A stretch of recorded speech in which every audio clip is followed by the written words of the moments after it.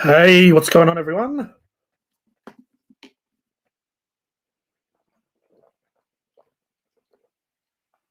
Ah, and we'll hear it here.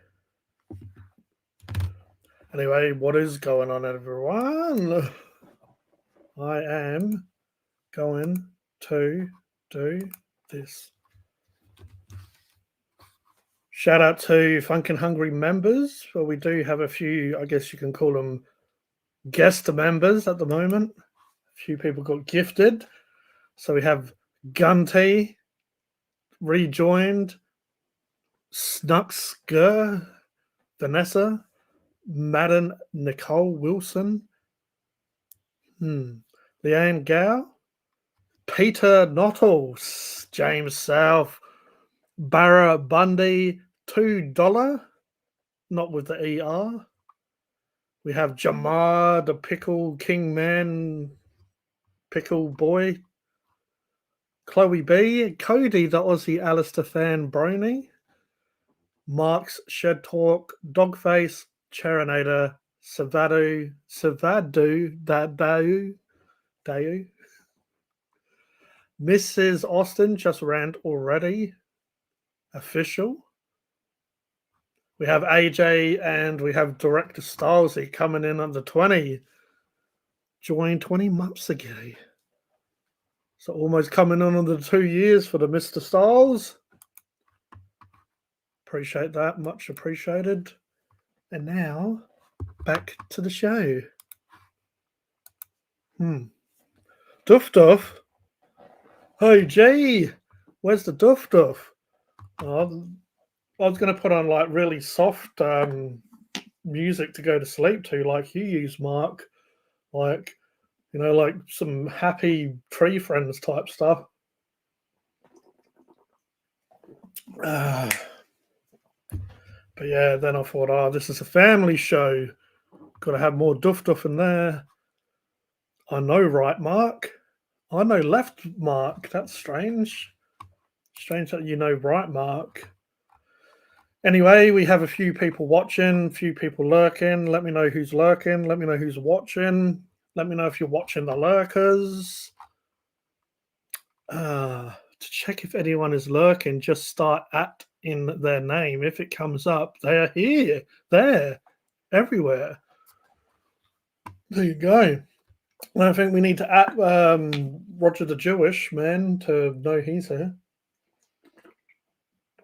I'm sure he's been smashing a few drinks just to get the courage to come on here. Is Dogface here? Or Dogface was here. He was eggplanting. That's what I was going to do in this stream. I was going to add some more emojis. So if you know a good place to get some free emojis, let me know. I was looking before. Basically, all I did is type emojis in and started looking. But yeah, I'm pretty sure because I currently have 20 members, I'm pretty sure I can have quite a lot more. As you gain more members, you can upload and share even more emoji. 9 emoji, 1 more member needed. Advanced, create a unique family name. A family name is an optional prefix for all your emoji. We recommend picking a family name that isn't recognizable as your brand. That isn't easily recognizable. Like the Doofus Brothers, that would be a good name. Add another emoji. Add another emoji. Oh, what? They have squirt emojis.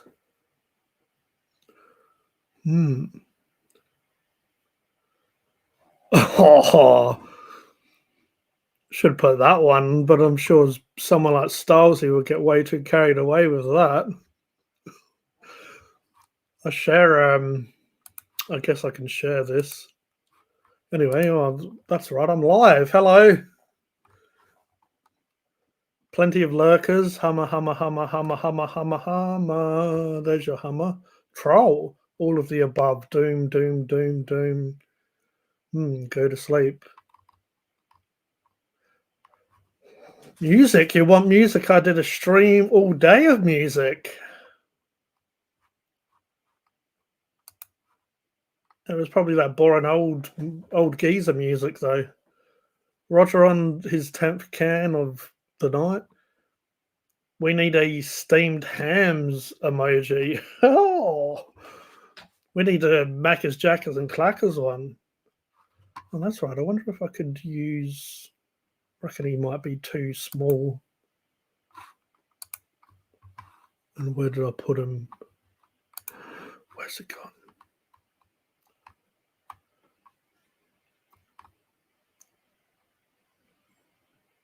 Oh, what?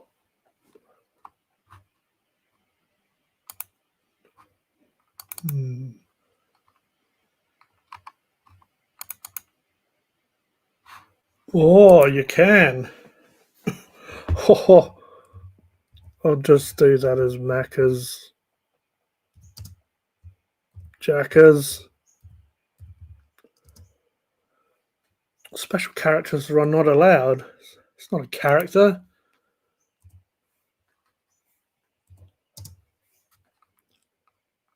Special characters not allowed. Yeah, there ain't no special characters around here.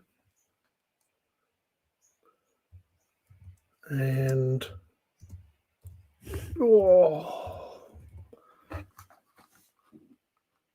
better let me. Special characters are not allowed. What the fuck is a special character? What, you mean a space? Is that what you mean?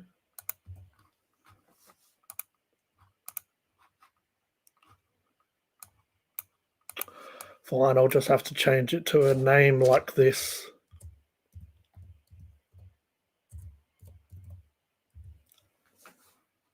Happy now? Wankadoodle do.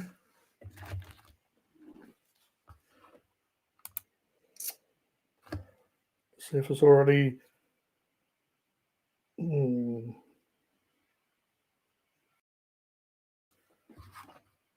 Did you save? Discard changes.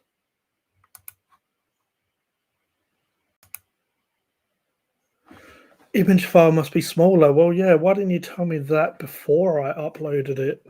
You've.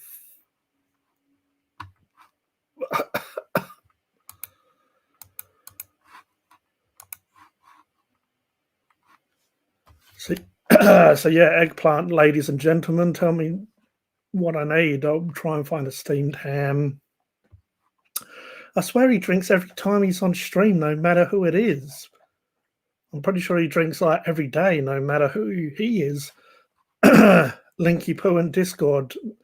No, the people need less of Charinator until 30 minutes at the end, where you could just run us to the finish line. And we need a Britney Spreets emoji too. No, I don't think we do.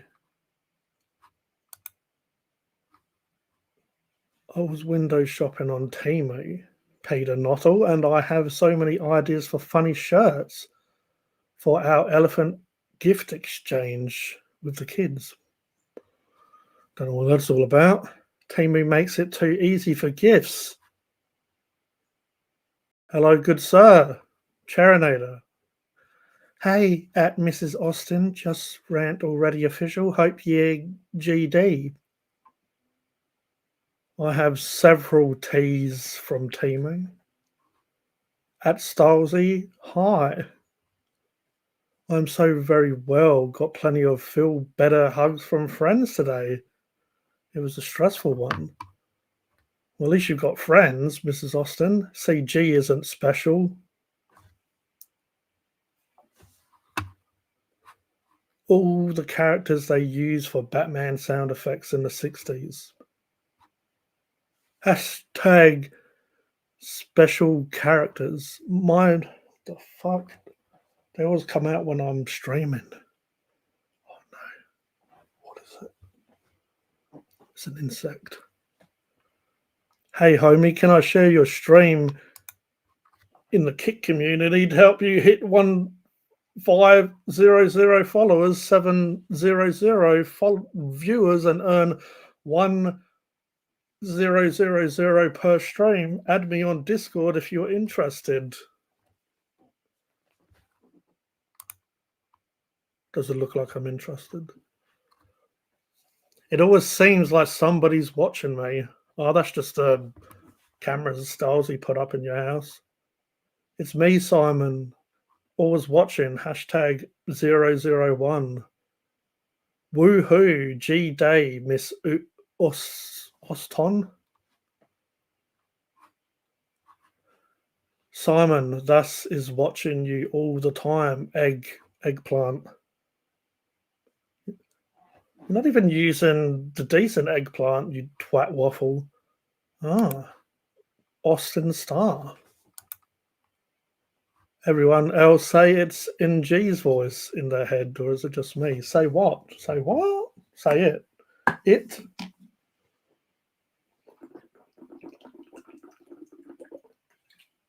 Oh, that's some good water. A moist taco would be nice. Hello, at Dogface. I hope your day went well. Ha ha ha ha, Stylesy, a giant purple fanger. I do, Miss Austin. At Miss is Austin. Thanks, mate. My day went great. Same old, raining. How's you?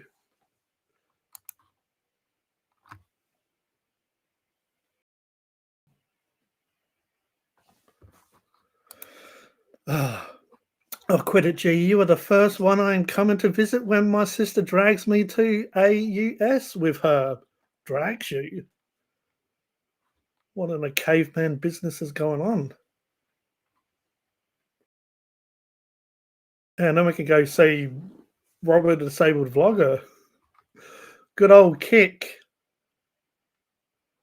Oh, Nightbot's here, so I must have got to the 10-minute mark. Sorry, Mark. It didn't let me say what I wanted. Well, say what you wanted.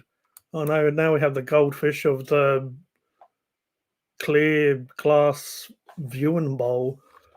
Hello, everyone. It's been good weather and no storms as predicted. That was for Sydney.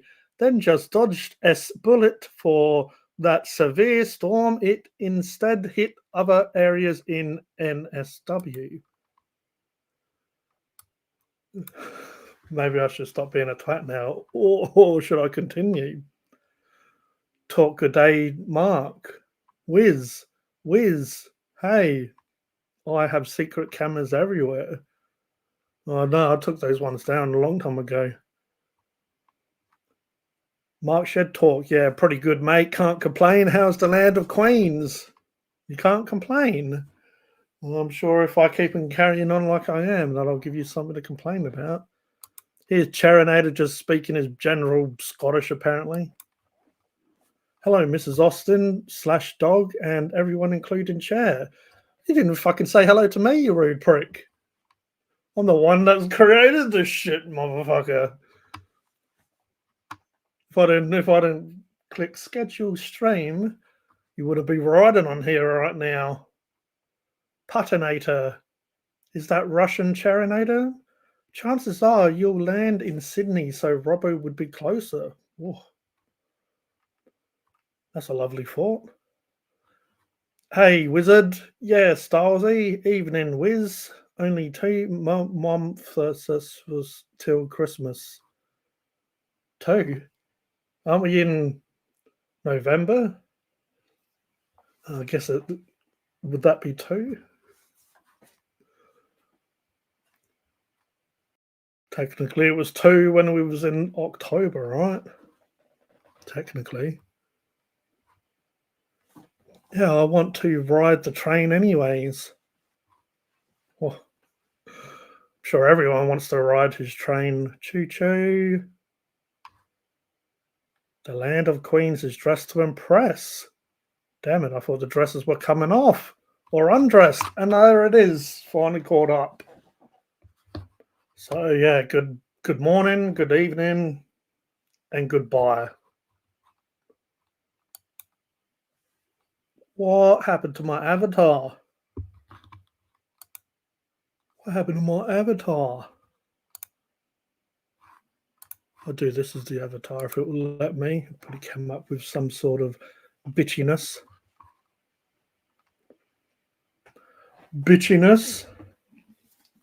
I should just do the stream like this. I'm a clock with eyes. Oh man, this is more slower than. Oh, what? That's mighty small. That's the Maccas, Jackers, and Clackers right there. Let me just quickly look at my notifications so it doesn't look like I'm doing it on stream. Flick to the right, flick to the right, flick to the right.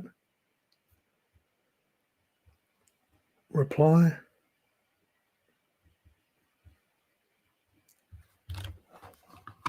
And then quickly come back like nothing happened. Shh.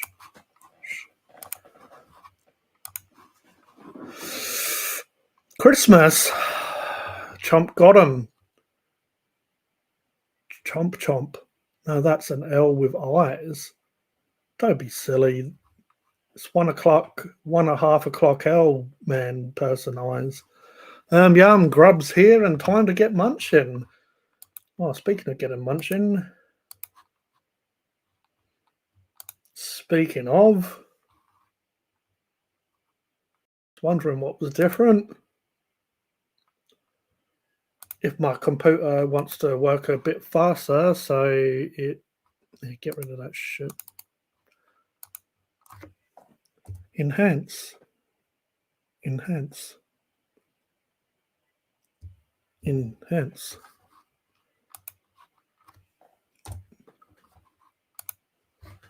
Whose idea was it to make a fucking laptop? Whose idea was it to buy one? Who the hell wants to have a computer on their lap? It will be hot as bollocks this Christmas. If you think bollocks are hot, then go ahead. Have your way around it. We had a very wet winter so far as well. We haven't even got into winter yet. Unless you're talking about last year. This year? Technically this year. Because it was right at the beginning of the year. We have had a very wet winter so far. Oh, that's because it's Mrs. Austin. I just saw Golden Light General, Wizard of Swag. Fucking Cody and Wizard are fighting to have the most longest names that you could possibly use. Where I just want to use one letter. I'm hoping it's warm enough for a party and the storms stay away. You all deserve a nice sunny Christmas. Man,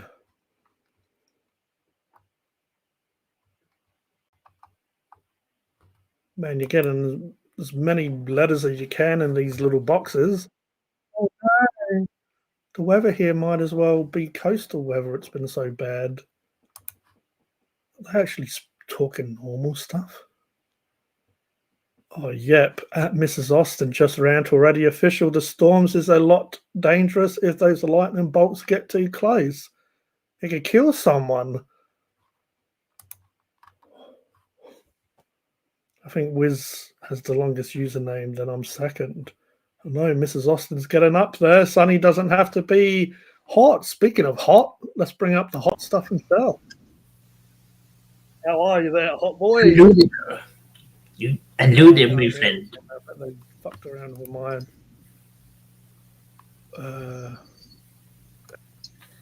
Hello, everybody. How are you? Yeah. Hello. Hello there, G. I can hear you. I'm with the. Coming out of here. Yes. Can you hear me? Yeah, for some reason you're coming out of my computer. Yeah, well, that's weird. So yeah, I've got my brekkie right here in front of me. So what I'll be doing is, I'll be here, but I'll going to switch off the camera so that I can eat. Gee, you can hear me, but I can't hear you now.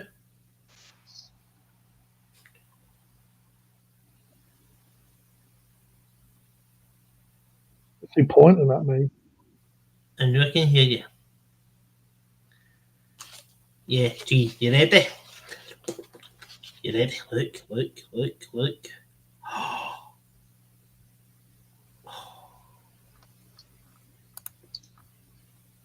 the hell's that? Egg and slice roll. Oh, this is taking a right piss. So I'll be right back after I've ate these, okay?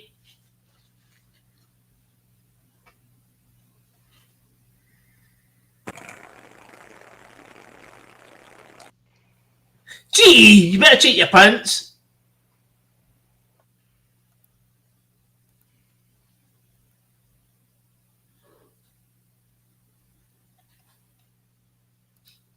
Gee, you better check your pants after that.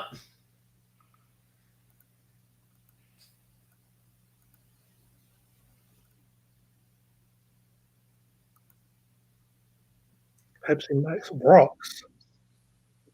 Yeah. Right, so no dog face, it's an egg and slice roll.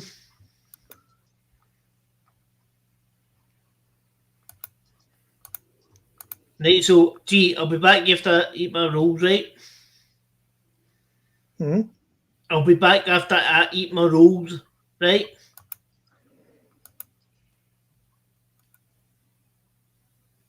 Can you hear me? I can hear you. Right, so it says I'll be back after I eat these rolls, okay? So I'm What going to switch roll? up. I'm going to switch up my camera just now. Why is the canary still there? I don't know. Oh, that canary! That canary's over there. That always sits there. Oh, yeah. You should get a real one day and fucking trick everyone. Right, get it sitting on here. And put a patch of mine, call myself Roger. Oh, no, you wouldn't. We don't want you to disrespect yourself like that. That's going a bit too far. I know, mate. Right, so I'm going to switch off my camera and I'll be back soon, right? No worries, mate. Because I'm going to get tore into these.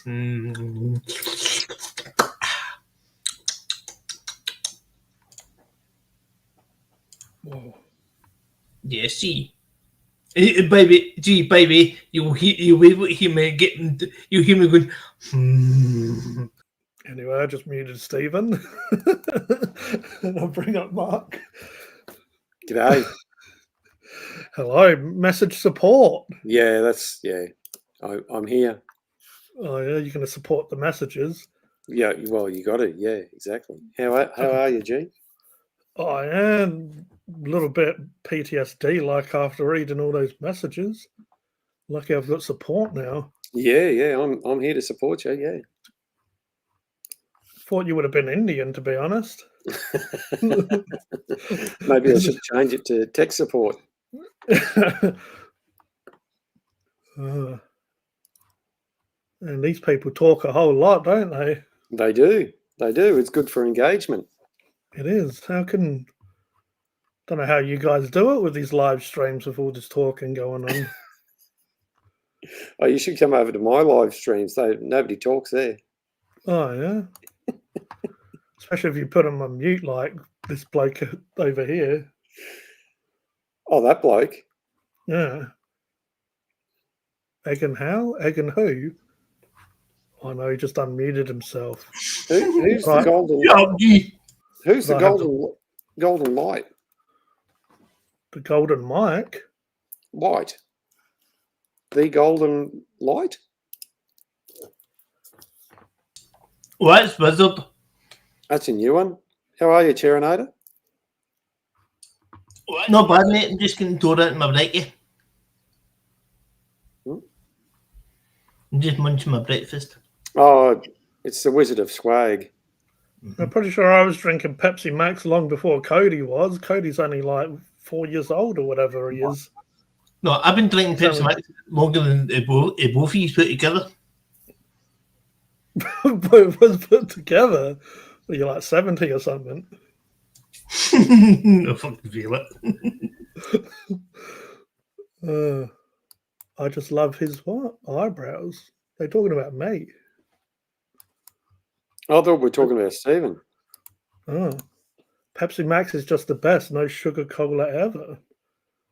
These people in the chat seem to repeat themselves a lot, don't they?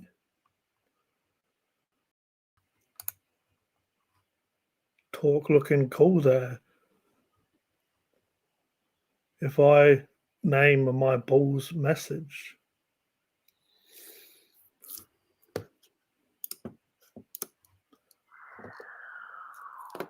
Oh no, it sounds like they're coming to get Stephen. Yeah, I think they are. Stephen, the loony bin's coming to get you. Turn up the turtles to maximum volume, please. Yeah! As long as somebody comes to get me, I'll be happy.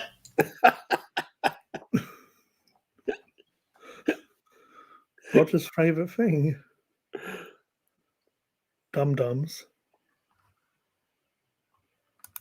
Is that Roger the Pirate and Robbo 5 Life? Or was it Tweedledee and Tweedledum? Oh. Yes, Peter, you do have to repeat yourselves. We are slow at reading. Got that? Why don't you get up here, Peter, and show us how it's done? What do you normally do? You normally come up here and twist your nipples or whatever you do. Peter, they're not slow at reading, they're just old.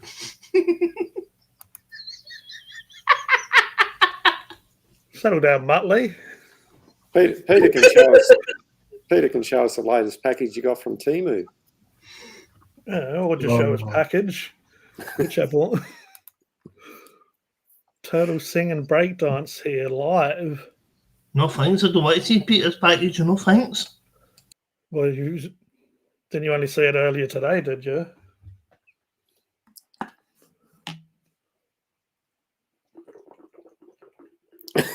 Not tonight, Josephine. I have a headache.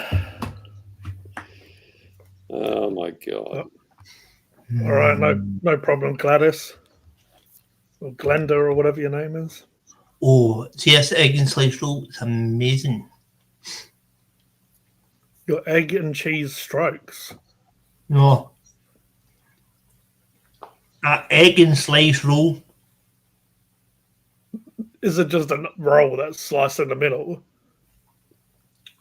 It's a roll, right? With an egg on it and a slice on it. What the fuck's a slice? A sliced sausage. Why don't you just say sausage? So No, it's called, we call it slice. We call it slice over here. Yeah, why don't you just call it sausage for everyone else that's on Earth? That doesn't understand your weird language, sir. It's called slice, not sausage. It's called slice. So why do you refer to it as a sausage? How thick is the slice? Hold on, give me a second. Give me a second. How do they slice it? Hello, Becky. Steering's membership optional. ran out. Steering's oh no. How are you, Becky? Steering is optional, Peter. Why don't you put in fly by wire? No need for a physical connection anymore. Just yeah.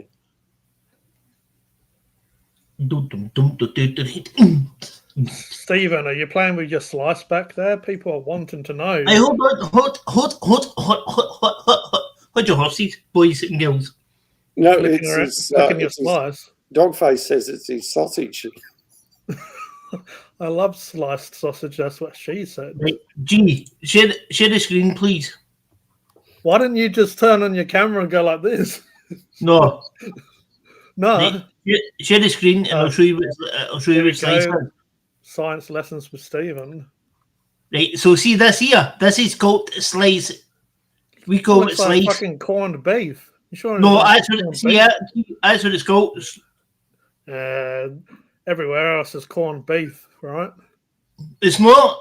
Gee, right, hold on. Give me a minute. Hey Jay, how are you, mate? Oh, here we go. Now we've got various slices. We'll see you when you're back. We'll see your front when you're. We'll be back when we see you. Give me a second. Speaking of Spam Loaf, here we have Spam and Loaf. Spam and his good friend Loaf. Hello, Spam and Loaf. Hey, Spam Loaf.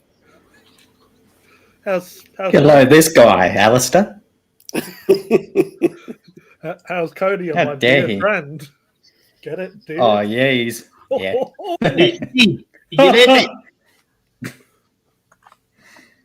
There, Oh. that's a slice. That is slice.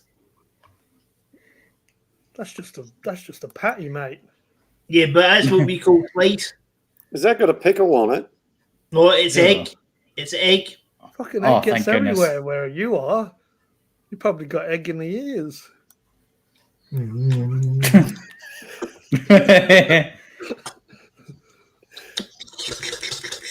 Getting a bit too excited there. Doing a Yeah, chairgasm. who says they love my eyebrows? They're alright. I don't know if I'd love them. I don't know if Yeah, I like lay there really when cute I'm eyebrows, but lonely. I'm- I'm like, what am I going to do at 2:00 in the morning? Oh, that's all right. I'm going to go look at Cherinator's eyebrows. Oh, I love those. I'm not going to say what that looks like. Poo emoji. Oh, guess what? I did. Rule number I 2, getting my wee belly. Sounds like that guy from Austin Powers. Getting my belly. Does that Canadian do good Scottish accents, Cherinator? No. Oh, settle down, Stephen. So I'll get Shrek, brown puppy on you. Shrek, fat bastard. Anybody remember that? Yep. Someone that Hey, just man. used to go, Sorry, I shouldn't do that, should I? No, it's the same. Gee, see, Americans try to do a Scottish accent, Canadians try to do a Scottish accent, and English try to do a Scottish accent. They're utter and total crap at it. and they're trying to do the Scottish. You're not English, Cherinator? Jesus, stutters worse than Roger. No, I'm not English. I'm Scottish, man. Nah. How can you understand a Scottish person stuttering more than the pirate? Apparently, you can. Gee, would It's you actually give easy- me? it's actually would you easier give to me- understand when you- you stutter. When you stutter, you break down the syllables a bit better. Yeah. It gives us time to catch up. Dog face. You're probably right, yeah, dog face. What's the bedding on Cher's toilet stop? 3 hour, Mark. No. Sorry, Mark. No, be sorry. Can anyone spell spooky? Fuck up. You want to know this guy spelled lonely? Fuck up. Hey, G. Can someone spell Why can't I fucking spell? Oh, it's making my mouth hurt from laughing. Imagine what the Joker feels like. Ugh. G. Oh no. Oh no, here You comes spanner. the spanner. Mhm. Ooh. What happened Here, to we've all the got donkey? next to our names. What do you need? A spanner? I got a spanner or two. What happened to the donkey? And What you're the- a pure monkey. Donkey. Oh, Baby back rub. I want my baby back ribs. Jeez, reaction.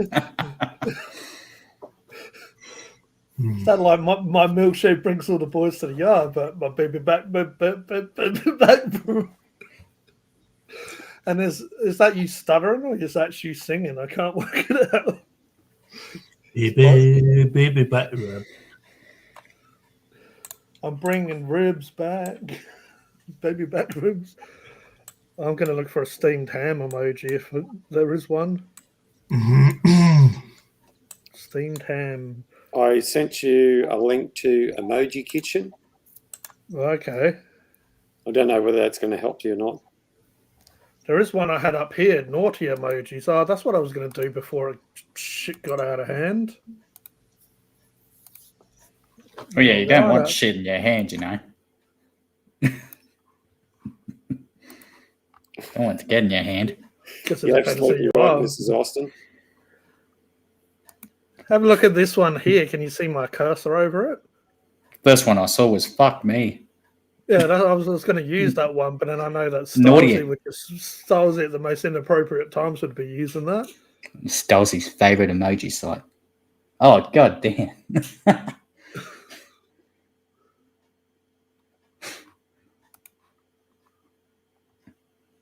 Oh, for goodness, please, Daddy. Oh, faster. Let's get freaky. Harder. Ooh. Coming What's right that now. one Yeah, that's. What's this one got a W there?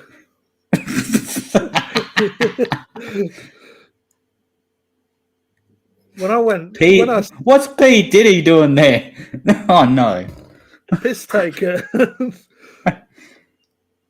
P Ice Taker. Piss taker. Come on. Well, boobs is pretty obvious. Oh, nice. when I said naughty Hey. emoji, I meant like emojis that were like not just. This is it's just going too far. Hey, mummy. Oh, fuck off. Oh, Oh, this, this one, lick my pussy. this one's Hitler. Oh my goodness. My love, good girl. Boobs, milk, yummy.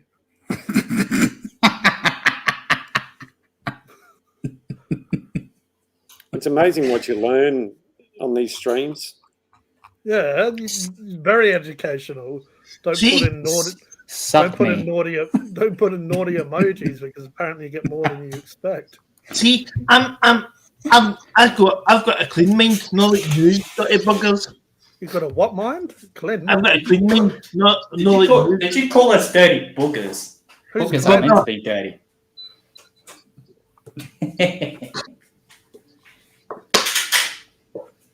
I mean, there was ones that I had used to find the original emojis, which were the eggplant one moving, the hand moving on the eggplant. Yeah. Thanks, Mrs. AJ. Have a good one. Mrs. AJ. Oh, Mrs. Austin, sorry. I'll get it right one day. Hey, Technically, Cody, she is AJ, I've got a right? very clean mind, not like yours. Me, I've got a dirty mind. I'm clean all the time. Aye, right. You're a good boy, Cody. Don't pants. What was that, Mark? You're a good boy, Cody. Yeah, that's right. Yeah. I need sleep. Let's do this. I'm a good boy. I'm not a jerk. Aye, Bit of an Mark, AH though. Yeah, that's yeah. Hey, Mark, Cody's a good boy when he's sleeping. Oh, come on, Stephen. Cody's How what? deep. A dirty Settle prick when down, he's sleeping. Stephen. My prick's not dirty when I'm sleeping. Yeah, Alistair spit shines it for him. I says Cody's Oh, a good come boy on. only when Have he's a good one, sleeping. Mrs. Austin. Oh, Her initials are AJ. Mm. love on the rocks. Ain't I'm no on the surprise. rocks. Cody didn't tell you anybody lies. You did what to the rocks? I don't want to know. Oh, well, they got Stevenator there. Hey! Go left, Stevenator go right. The mullet, you can get the mullet version or the short-haired version. Or you can No, get him in an orange shirt keep like going Roger in keep every going video, or you can get him in a Keep blue going one. over, keep going over, keep going over. Settle it down. Yeah. That's it, Stephen. Yeah. No, instead you Oh, go that's one fucking over. wicked. No, the other way. Go the other way, G. G, the other way. What? Go the other way. When you get excited, you make fucking sense. Go the other way. It's like all of the words No, become one go word. to the week. Aye, and that's Robo 5 Live in the other wheelchair. Robo 5 Live. I think you said it was. Since I've never seen him in a wheelchair. Oh, there's That's the Robbo. other Robbo. That's the other Robbo. If you're watching, but it's quite funny. What, Robbo 5 Life in a wheelchair? Oh, when I say that, Oh, that's not nice. There's Becky. hey, I'm the wheelchair, so Where's Becky? Oh, yeah. Oh, yeah, the bar. Yeah. Brown emojis. Ooh. Well, at least they're not racist. and no, guys, maybe it's not fun to be in a wheelchair because it's serious. Look, there's those telemarketers. Oh, that's Hello, Have a hello, brown Christmas. hello there, sir. Oh, what? ho ho ho. Santa's not come black. again. Santa's not black. Last time I checked. When you send in a Oh, statement, you Bill, tell them what you go want. there. They say, thank you, I'll come again. Go then. Oh, dark brown You read emoji. all this Oh, now these days. You don't know. What... black emojis. Oh, so there's brown. Oh, I thought, oh, fuck, there's brown, there's black. The hell?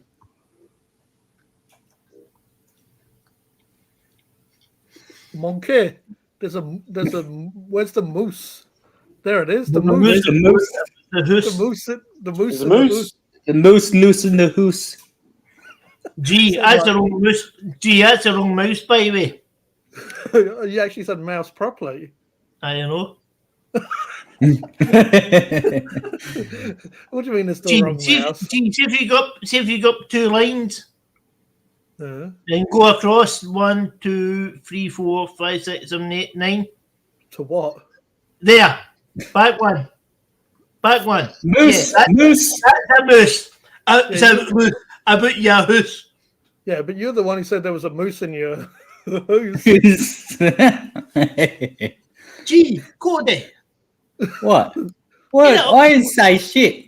Hey, you're laughing baby shit, so shut it. Get it up here. Get what up me? Shoot it. I want anything up me. Shoot it. Shoot it. Shoost. Shoot it with a gun. Shoot it. Get it up. Oh, I love you, Stephen. Oh, it looks like a G. It looks like a G. Hey, that could be. Yeah. These aren't quite as interesting as the, oh, mummy. Yes, daddy. Oh, harder, daddy. I wonder Oh, if look, there's they any got- black tape emojis. You got the Scottish Oh, there's a flag. fucking trans That's flag. not Oh, Scottish for flag. fuck's sake. Scottish flag there. That's not Scottish flag, you bugger. Called him a burger.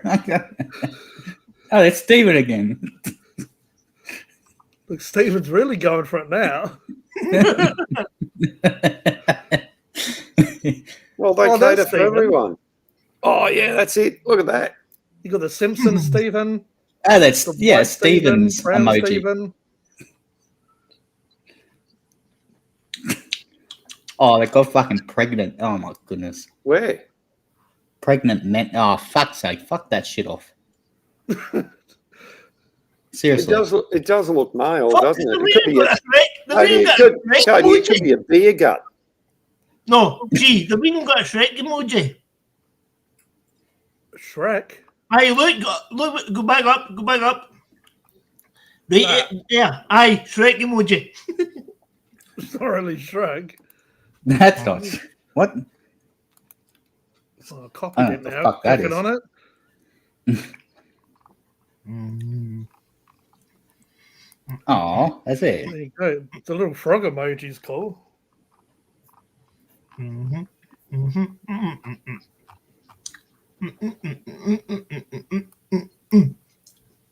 You really like eggs, don't you?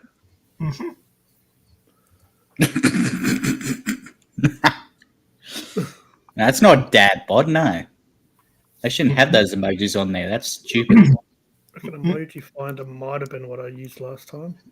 Men can't get Oh. pregnant. Only trans men. Gee, type in, Oh, what? Oh, Seven? what? No. Yeah, I meant 7. There you go. There's Stephen, That's- there's Stephen that's- the emoji. That's Gee. it. type Strange. in, copy emojis in your search engine. No. Yeah, Nick. You dick. We're not even out into the stream. It's going off the rails. Fuck's Oh, sake. gonna go back to the chat for a little bit. Why Oh. did you want me to look at Gobby? No. Go. Can you search engine Go. and type in copy? Copy. COPY. Copy emojis. Yes. Gobby emojis. Oh. What the fuck? Dad bod. Do you know who I sound like when I'm eating this burger? This roll, actually. A booger. No, do you know? See when I'm eating this roll, do you know who I sound like? I don't know, but this is what you probably look like when you eat in a booger. No. Gee, see when I'm eating this roll, right? Do you want to know who I sound like? I could turn on your camera right now, but I No. won't be mean. Can it? Could it switch stuff? What? Because that's what I'm Right. saying. I'm a meeting. Yeah, how excited. No, do you want to know who I sound like when I'm eating this roll? Go there. Mm. Colin Farrell. No, I sound like Cody when I'm eating this roll. Do you? Listen.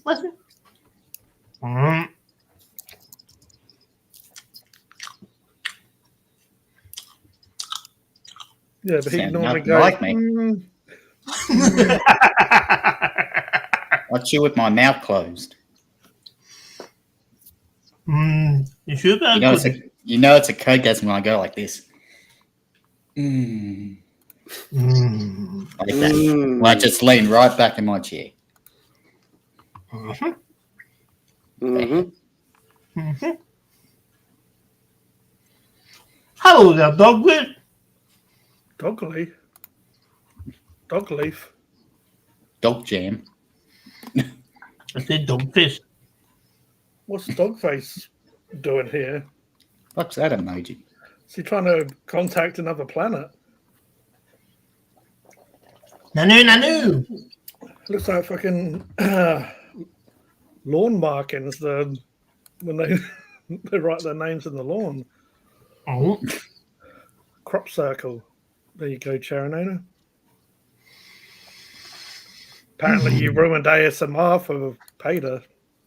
Oh, how dare you, Stephen? Yeah, Stephen.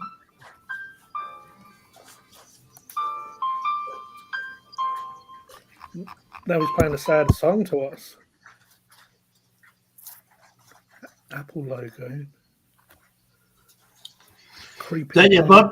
Go there. Fucking what? You, There you- you're, on, you're on a plane now, Stephen. Hmm? You doing the you vacuuming your house? Mm-hmm. Mm-hmm. Oh, Mhm. call him back after.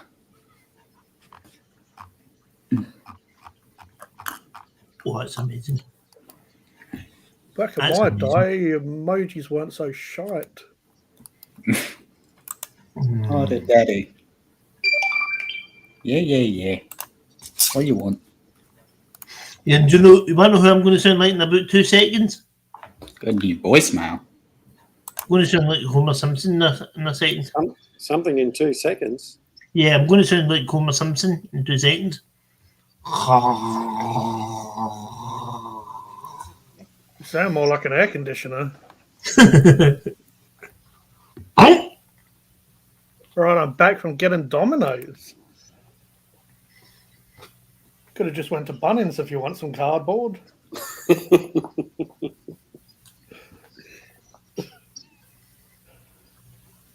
Mick on Wheels. I haven't seen him post for a while. good vibrations. Yeah, well, that's what I was going to do as well. Look into a streaming service. I have about a week and a half of this one left. Again? Again? This is coming up to yearly. So I checked it today just to make sure, and wanted to rebuild me on the 18th, but I cancelled it and have till the 17th now to use it. Any idea who you're going to go with, G? Not sure. I'm just instead of doing it in my spare time, I thought I may as well do it on a stream because that's very entertaining. For isn't it, Stephen? Mm-hmm. But yeah, if I look at it, some people could have input, I guess, which will probably only be Mark because he's the only one that pretty much knows what looking around is like. I might put what streaming service is good in 2025 Pardon you, Cody. platform. You know we don't pardon things, we shoot them. What are we going to do? We're going to all call Cody on his phone. No. No. I don't need the box. Oh, that's not what she said. You don't need the box. To try it sometime. Pardon me. No. Oh, they're going into Netflix and that bollocks. Oh, no. That's not what I meant by streaming. Good vibrations.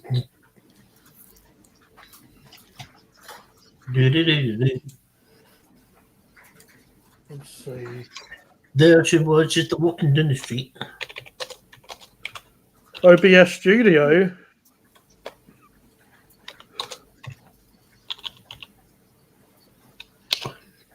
I want to know Dogface's opinion. What streaming platform shall I use, Dogface? No, most Dominoes taste like shit, but you can't go past a pepperoni. Ooh. Well, you can't go past one. What happens Why if you not? did go past one? What do you Oh, think now? StreamYard. Riverside. Have you heard of Riverside, Mark? Yeah, I have. An all-in-one platform that allows you to It's stream to pretty multiple. expensive. I tell you what, it's starting to rain here. I'll have to go upstairs and I'll jump back in later. It's just going to get too noisy on the roof here. That's all. All right, no problems, Mark. No worries, Back Mark. soon. See you in a minute. Bye.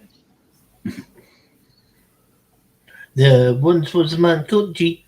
He went out to sea. He went for a really long pee. Aye, aye. I don't know. And he climbed up Fuck's the sake. tree. He poured himself a tea. Yeah, that sounds about right. He hurt. He was listening to Lee G. Yeah. What? Fuck yeah, Becky, that's my order too. Hell yeah, Dogface. Let's all celebrate over the most simplest pizza there is, pepperoni. Yeah, you got to have more toppings on it. Yeah. You're like a You friend said it I had again. back in the day. Oh, you want a pizza? Yeah, all right. Pepperoni? Yeah, okay. Honestly, pepperoni pizza you can't beat at all, man. Pepperoni's the best.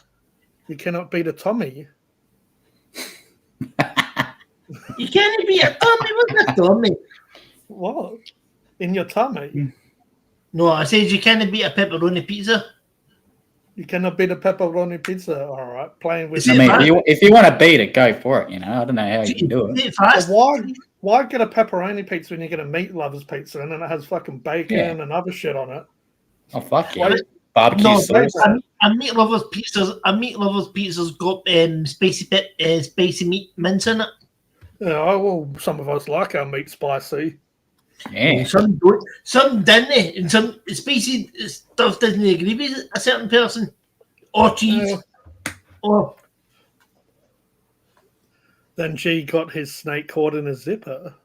Why would you wish that upon me, Stylesy? What sort of Yeah, fucking... dare you, Ah, Stylesy? yes, keep it going, keep it You're a going. jerk, Stylesy. What sort of weird voodoo shit are you doing? You better not have a voodoo doll of me and you Oh no. Keep it going. Keep it going in the chat. That wee song I did. Then G got his snake caught in a zipper. Then he had to go to hospital and the nurse was a stripper. Keep it going. Oh fuck yeah. That's apparently the Mount Gambier nurses. Whoops. That's it, Snarlsy. I'm gonna wish ill stuff on you now. Mm. I'd rather have my arm blown off than have my fucking dick caught in a zipper. Mate, you probably do that every day. You probably go out. Look at your bucket. Train like a cunt. No, because most pants and shorts I got don't have zippers. I made sure of that. Especially when I you don't get have it, people, especially when you get people wishing this on you. Gee, listen to this. How do you think I felt every day, right, when I was able to use a fake leg? How do you think I felt every day getting crushed? Getting crushed symptoms. Constant. What's that got to do with your pecker in a zipper? Hang on. Here's the snake dog face. Gee. Didn't know G had a snake. Every bloke's got it. Every bloke's got one. So see my fake leg? My fake leg came right up in it. Top bit came right up into my groin. Your leg we can can see open it. up in your groin. It came right up into my groin because I'm because I'm with right pants. above the knee. Okay. Right, no, see, because I'm right above the knee, G. I'm right above it. Niji. Is that Right. Liji's cousin? No, right, so see your femur. See your femur. The top part of your leg, the top part. Hmm. Right, with your thigh. So imagine that halfway in your thigh, right? So you're a fake leg, your stump goes into your fake leg and sits right, and it's hard plastic, so it comes up into your groin. So you're trying to say when you have a fake leg, it rubs against your dick? No, it crushes my dingling and my What? Because my What the fuck was that? because my ding-a-ling-ling-ling. Aye. What? It crushes my meatballs. Your wee balls. No, my meatballs. Oh, your meatballs. Aye. I thought you said your wee balls. No, honestly, mate, that's what it done. No, gee, that's what it done, man, and I'm mocking you. Love me some meaty balls. Yeah, that's what I said from the beginning. So it crushes your dick, and then you're like, take us on a huge journey just to go. Yeah, it crushes your meatballs. Aye, it was Crushes the meatballs, not the sausage. The oh, no, sausage is it would fine. irritate that as well. It would take the sausage as well with it. It's that greedy. It takes it all. You take Stephen, you take it. He'll take all your meatballs and sausages. No thanks. And What'd do you you know, say? you want me to tell you what the worst thing about having a fake leg was? What's that? Right, so see where my femur bone is, what's remaining there. Finger bone. It was rubbing in against the hard plastic fake leg, right? Mm. So hang on, I'm not going to need the sweat, literally because I was using that leg all the time, right? And it was heavy. The sweat and the agony was literally intense. Woo! No, mate, trust me, I wouldn't wish it a fake leg on anybody, mate. So the Yeah. fake legs are shit. Are you trying to say you'd rather go without? Aye, I'd rather do with foot. Aye. And I'm already doing it anyway, so I'm not bothered. Don't mind me. I'm looking at prices on streaming platforms. Mate, why don't you go to stick to one that you already know and trust? I've used StreamYard, Restream, Talk Studio. Talk Studio is okay, but it OBS? depends. I'll probably OBS. be. They normally do Black Friday, and they normally do the year for cheaper on Black Friday. It's normally how I go because then I'm happy to spend like $100 or more when you get like a nice discount. Aye. No, Dogface, honestly, mate. 29 a month, 24. See having a fake leg, it comes right up into your groin and the bones digging in to the bottom part of a fake leg, plastic, hard plastic. It was agonising pain, constant. And see, because you're literally lifting titanium alloy, which is very, very heavy. Actually, hold on, Jay, do me a favour, I'm going to share the screen in a minute. When I put this up, right, hold on, human.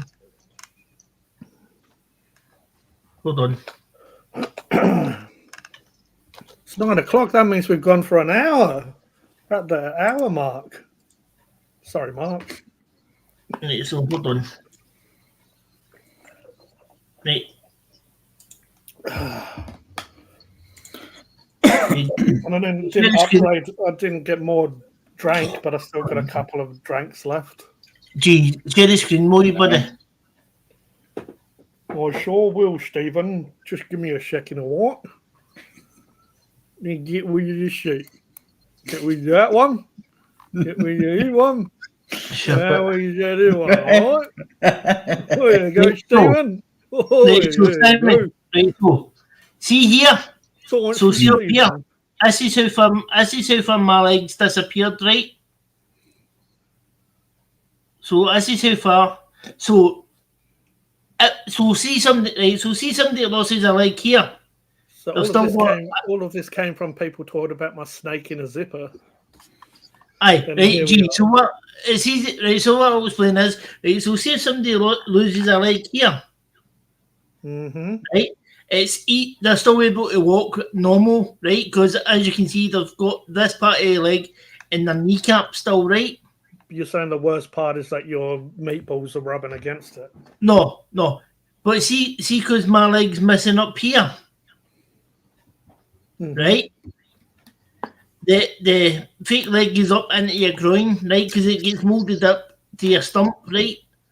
So, and when as I was saying, when somebody's got a fake leg here, they can easily walk. But see, from here, you're literally lifting a heavy titanium alloy fake leg, and I'll show you, right? So hold on, and I'll show you.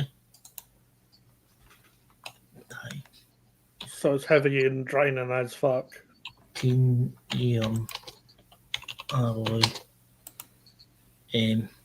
leg. Leg, right?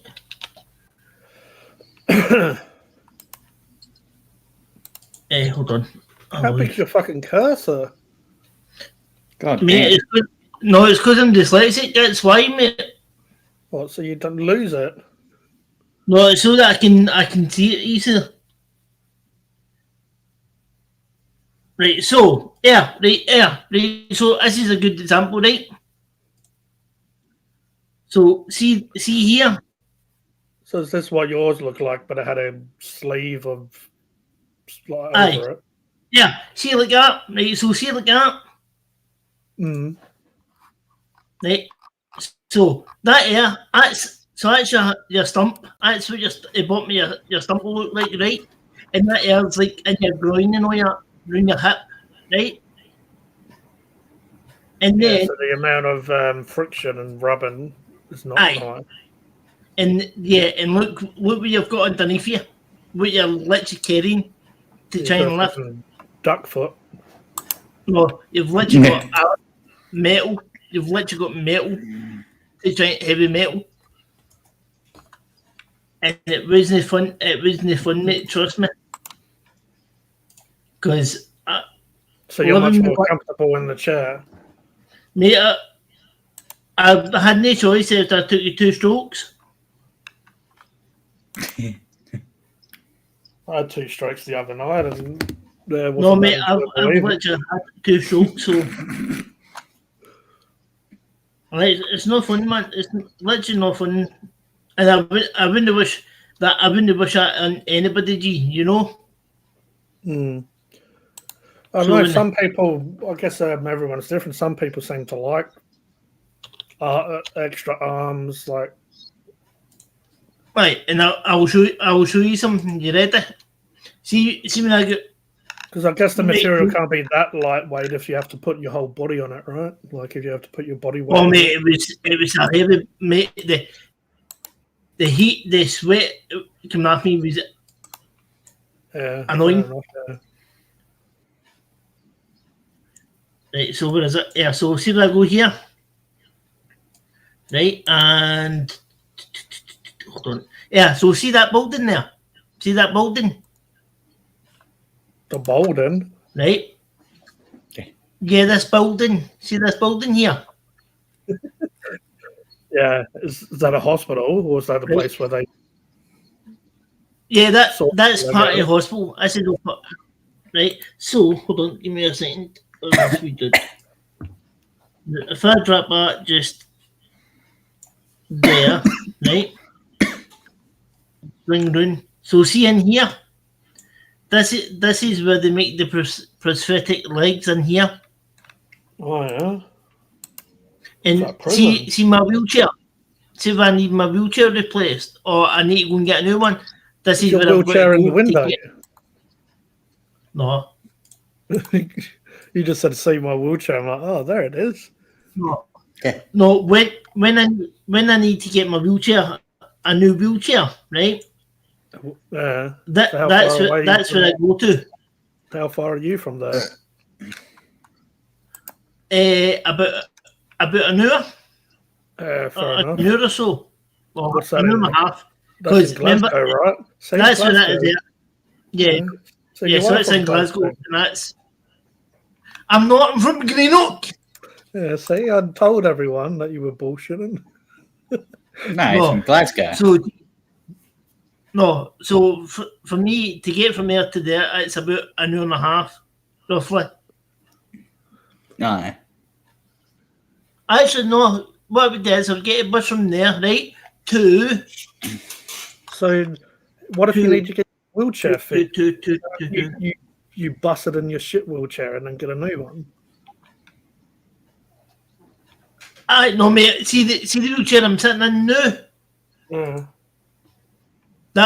This wheelchair actually needs replaced So what if you need because the where my controller is. how to get there if your wheelchair's busted? I phone them out. Oh, they come with like set it up for you or whatever. Aye, or they come and fix it. Mate, I'm telling you, man, being disabled's fucking no fun.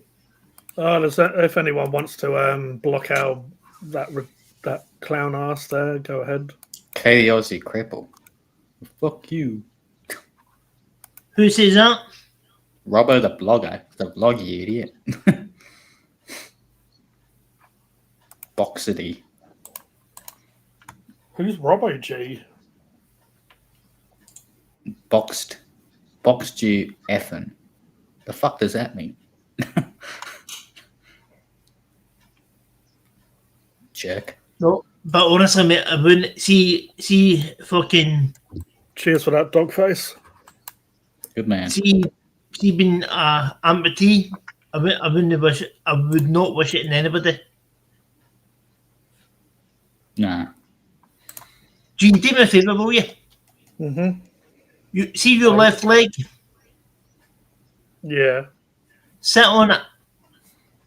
How can I sit on a leg? Sit on it. How Put can it I up. fucking sit? You I've mean done it before, G. what, like Stick it up fucking on. Yeah, with Stephen on stream, yeah. Yeah, like, do that sitting and sit like on it. that? No, listen, Gene. No, listen to me carefully, right? So don't wiggle your toes, right? But use your head to try and move your foot. Is it- Yeah. yeah, it's horrible, G, ain't it? Use my head to try to move my foot like down here. No, use your brain.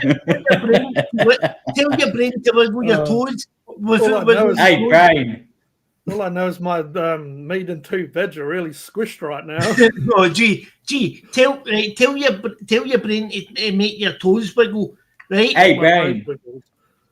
Yeah, Right. it's just making my No, nut- but G, my- listen what I'm talking about. making my Gee, nuts listen cry. to me carefully. tell your brain to make your toes wiggle, right? But don't move your toes, right? I want you. This is what it feels like to be an amputee, right? I think I know what you're trying to say, but then how? If I tell my brain to move them, it's gonna move them, and if I tell them not to move them, it's not. Do you see what I'm talking about? Can you see what I'm talking about? Yeah, it's called phantom fucking. Yeah, it's called phantom limb. It's called phantom limb sensation. Yeah. So now, it's back. You know how I feel. How? Well, yeah, I don't, but I have looked into that. Yeah, like how the phantom limbs, how you still for a while, you still like your brain's telling you to move something that's not there. Mate, see when I first lost my leg and I tried to wiggle my toes, I was like, Mum, I don't like this. She's like, how? I was like, it's like pins and needles. I don't like it. So I don't like it. Not like it. Were you doing it over Wi-Fi? Were you, Sharonada? No, it was when after I just lost my leg. I tried to wiggle my toes, right, in my left leg. Because people says, try and wiggle your toes, right, so that your brain thinks it's still there. To get used to it. And I tried it, and I didn't like it. I didn't like it at all.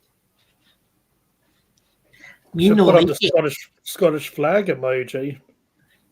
Where did you put up the Scottish flag, my friend?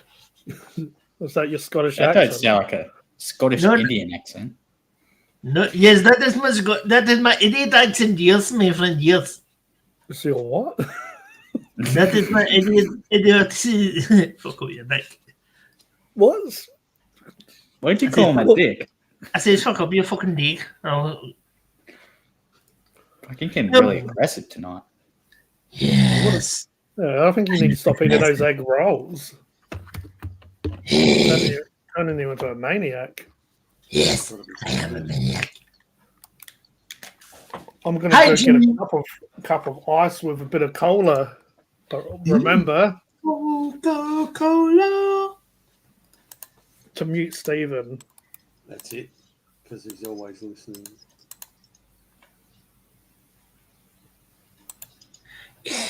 Mark, thank God that G guy's away, you know. Why's that? Because he's a bit of a bonker, ain't he?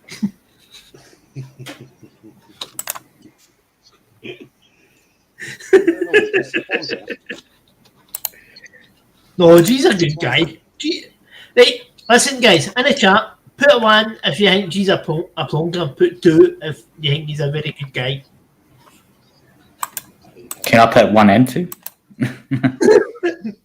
No, I should be greedy, Nico. I should be greedy.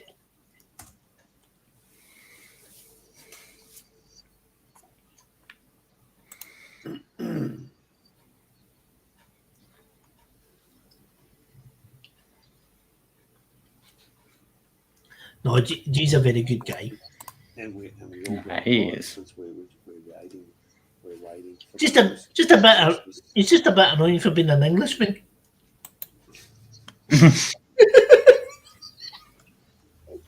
I'm going to get battered off him. I'm going to get my head kicked in.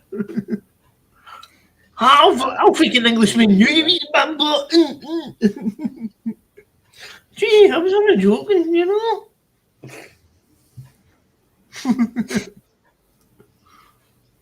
Come on. Nathan says me. Oh, guess what? Guess what? I'm going to get Torrent. What's that? My third slice roll. Oh, nice. Mm-hmm. And then I'm going to be hitting a food coma. How many egg roll those rolls did you have, Cherinator? This is my third. What? How much each are they? £2.50. Oh, it's pretty cheap. Hmm?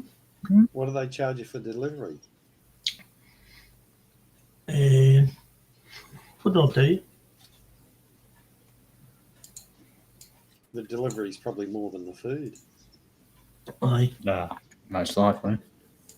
Is it from your favourite takeaway shop or Aye. I wouldn't say it's my favourite, but £2.50 you say? no, when I tell you, right? Delivery, £3. So delivery is £3. That's all right. Is that from your favourite shop or is it just something new? Just something I get it now and again.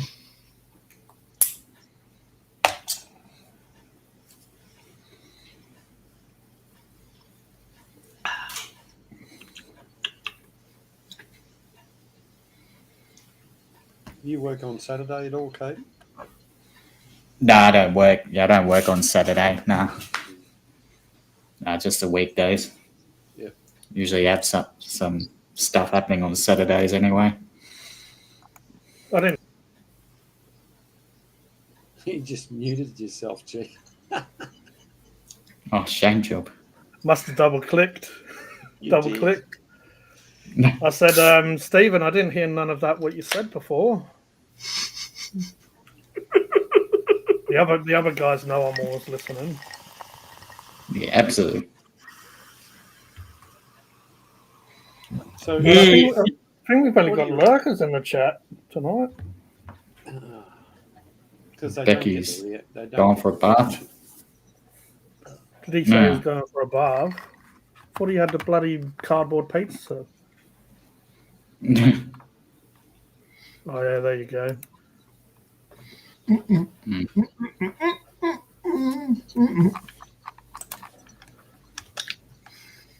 Yeah, earlier on, I said, well, what did I actually write to it? I said, why is Funkin' Hungry a plonker to AI? And AI said, ha ha ha, what's he done this time? Funkin' Hungry sounds like he's either said something wild again or dropped his burger mid-rant.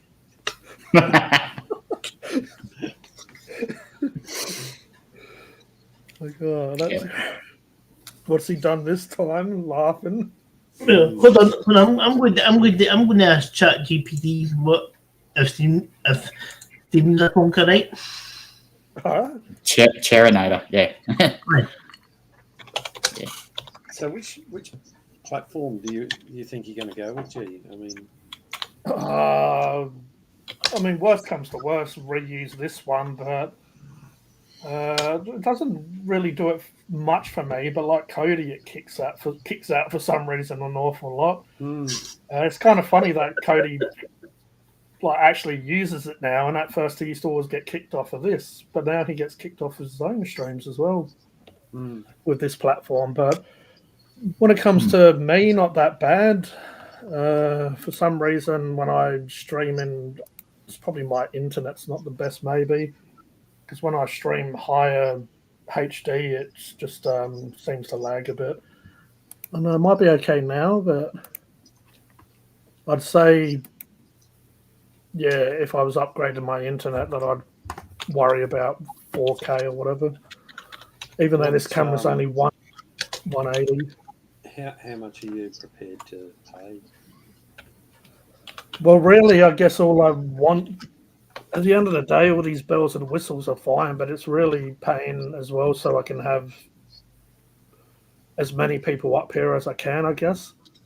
Even though we haven't had a huge amount for a while. I reckon one time we had 8 or so when we had Joanne and Dave and I believe AJ and there was one time a lot of people, which was pretty fun, pretty wild and hard to sort of control who was speaking, but I feel like we worked it out at the end. Like,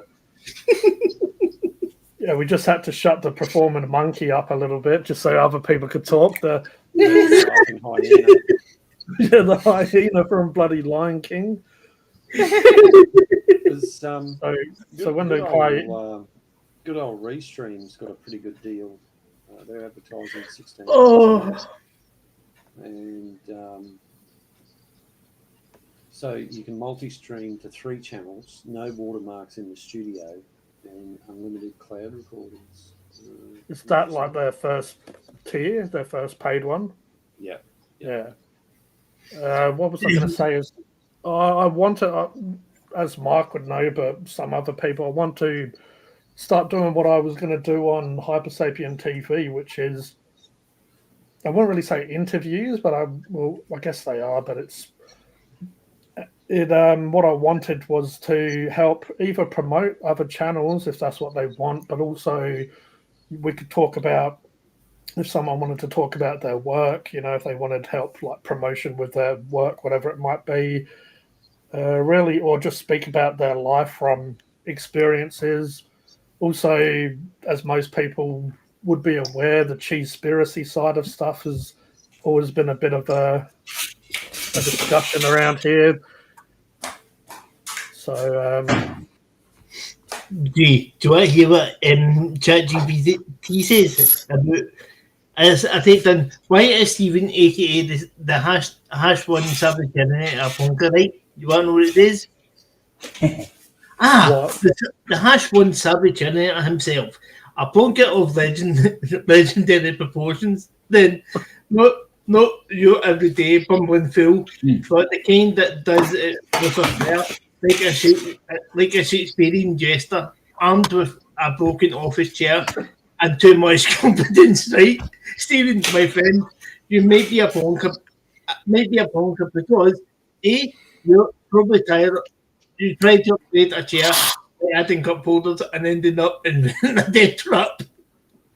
B, you may have called yourself savvy by accidentally locking your chair in the recline mode. C, what fucking AI do you do? It fucking says way too much. I asked the ChatGPT, or perhaps you simply possess that rare chaotic energy, the kind that can turn sitting down into a full contact sport. But let's be honest, the world needs punkers like you. Otherwise, who would keep the rest of us laughing and on our toes and off our chairs? Yeah! I didn't hear much of that because you were laughing in between, so I just... That's what I was laughing at.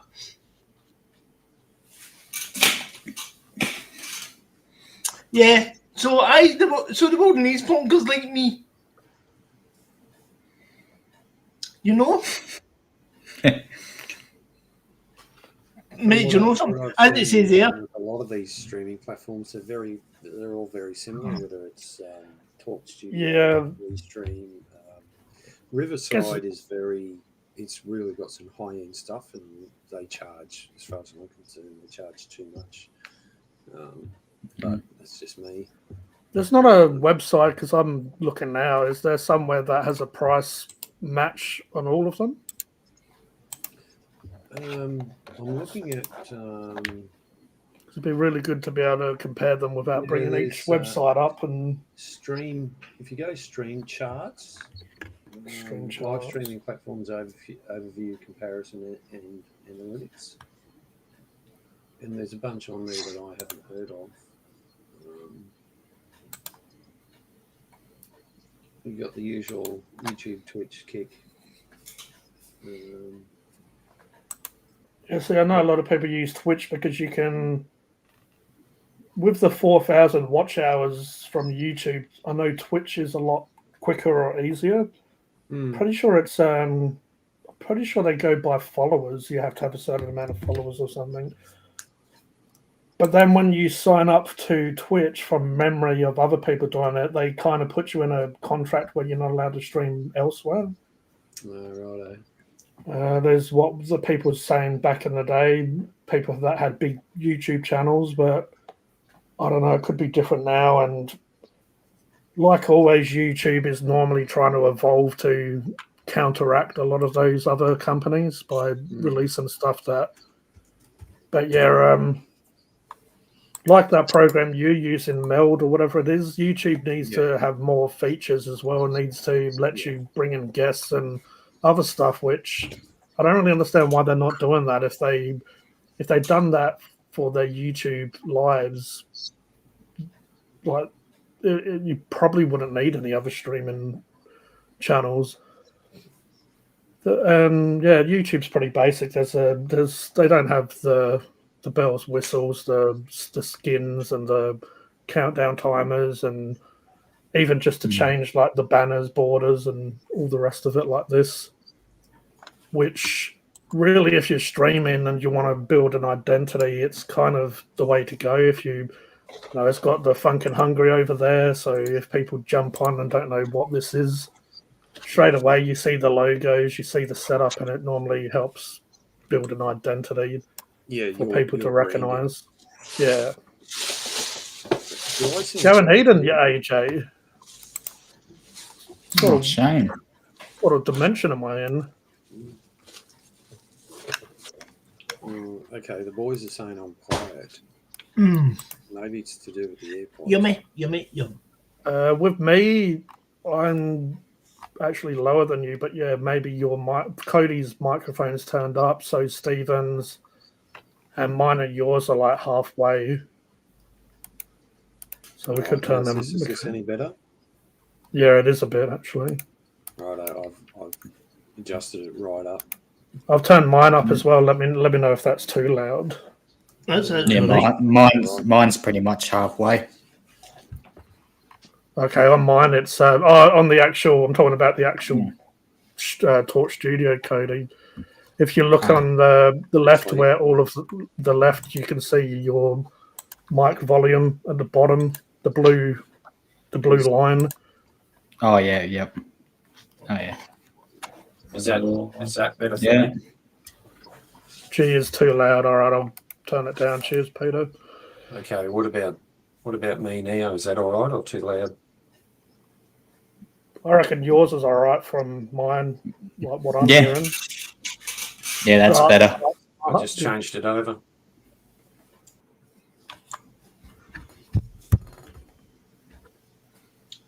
That's all right, AJ. Get some food into you. Yeah. Just eat up, man. Don't want to be funky hungry. I do kind of like paying it off for a year, and then you don't have to worry about it. Yeah.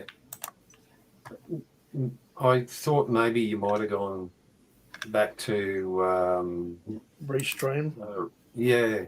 Because you're familiar with the thing, and they have introduced a few more features, which a lot of them are now offering this AI features, which for me doesn't work. And I do like Meld Studio.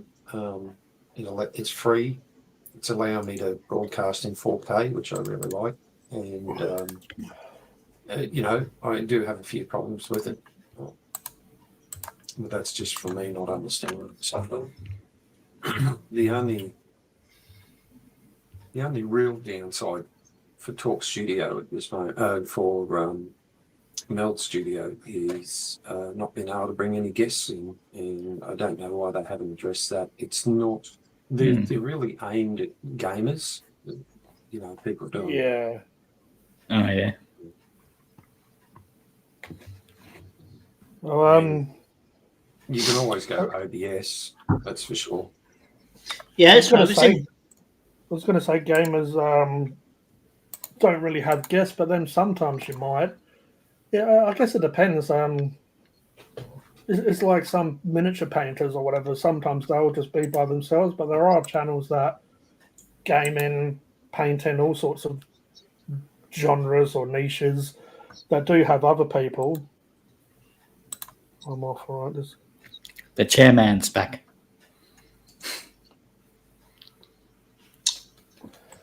But yeah, I guess it just depends. Obviously, the way my lives have kind of expanded, I normally have guests on, which is a part reason of paying for it as well. So I normally get more guests the more tiers you go up. I am paying for Zoom at the moment as well. And that might be what I do when I do the Hypersapien TV like interview type things. I might go on Zoom, and you can record the Zoom. Can't you live stream from Zoom?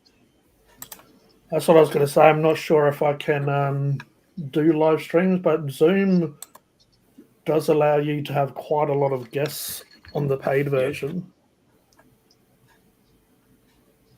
Because that's kind of what Zoom more is for, like office meetings and all that sort of jazz. So they do allow you to have a lot of people. So what? And also on the free version of Zoom, they only let you have, I think, 45 minutes. On the paid one, I'd like to say unlimited, but it might not be unlimited, but you do get a lot of time. But that was mainly to do my course. And I did find a little deal when you sign up. You get it for like a few dollars cheaper, and then the second month you get I don't know, say if it's $20, I paid like maybe 14 or 15, got a few dollars off. But Zoomers, who pays for Zoom? Oh, well, it was a part of my course, so I had to have Zoom, and I had to have the full version of Spotify, which I already paid for and had.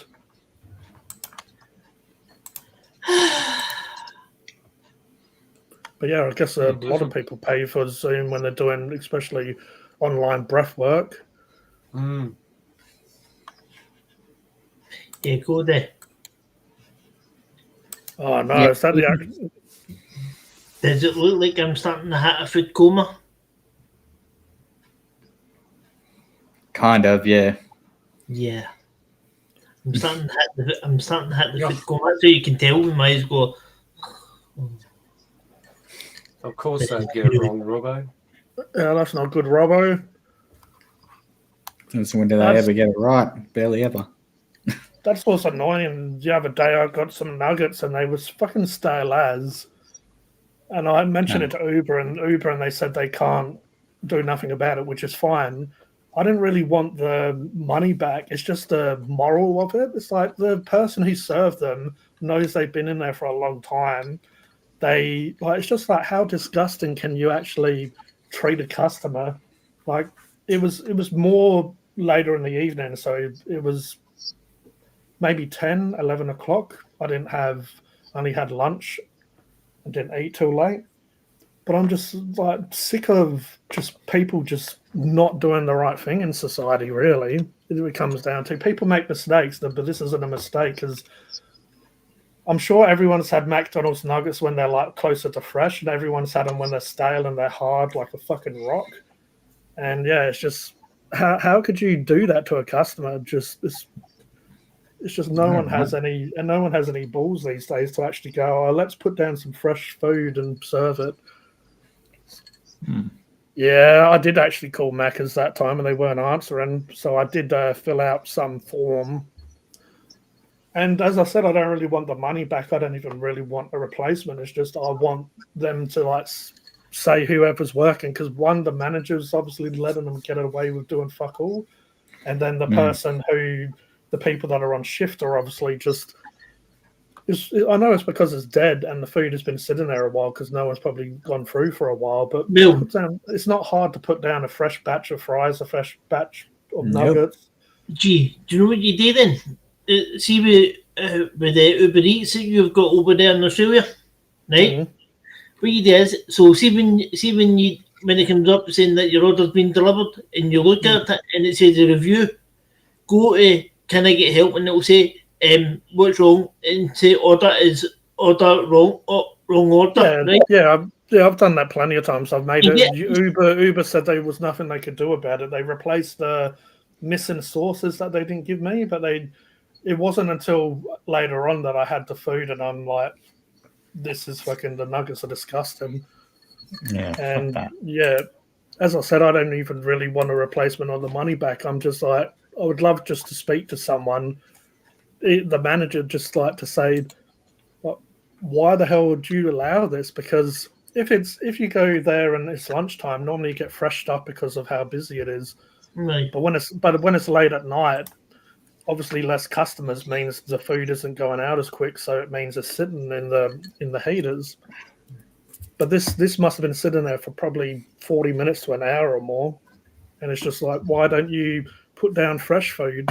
Like, if you're paying this much for food, you deserve to have fucking fresh food. I don't care if it's Macca's or whatever. Right. Just like, what sort of person goes, okay, this is okay? Because they know damn well they wouldn't want to eat that food if it's old and stale and shit. Exactly. So yeah, just people need to actually care about other people more instead of just going, oh, I'm working at McDonald's, I hate my life. So, well, don't work at McDonald's. But do you want to know something? Yesterday I got a phone call, right? Mm-hmm. It's a place called Inverclyde Active something, right? Mm-hmm. And I asked who he worked for, right? And he says, it's like a social work department. It was a part of him, right? So how did you get my number? And he's like, it's been on viral, right? It's like, in about community alarms and that they were going to come out. I was like, I never arranged for somebody to come out. Do you know somebody phoned up anonymously and says to a social work, right? About my house, right? See, because it's like that. Here, like that. Someone complained about that, but how do they? Because it's when you go to my hall, it's same as that here, out the hall, right? But I can't bend down to pick things up, right? So I going to fall down and lie on the floor, so I can't pick it up, right? And somebody had and they phoned me yesterday. So see if I find out who it was. Phoned them and says that I'm going to rip him a brand new asshole. No, I'm not. No, Mark, I'm not, because they've got no right. And the thing is, see if I took the strokes and all that, the carers were coming in, right? And when they had to put me in the shower to get washed, right? See, because I can reach, right? That bottom part, I can do that bottom part, right? They had to do it, and they ended up turning around and saying that I was being at the sexual word, right? So who? But I wasn't, right? All I was saying is, going to make sure I'm clean and proper, right? And they started to hit me, get funny about it, and and then the social work started to pure say, "Oh, I bet you were," and I was like, "Do you know what to do? Get to beat it." And the social work, you know what the social work was like over in the UKG? They only want to your life when they want it. So I was like, do you know what? Beat it, man. And if I find out who done it, God help them. Because they'll be getting ripped a new butthole.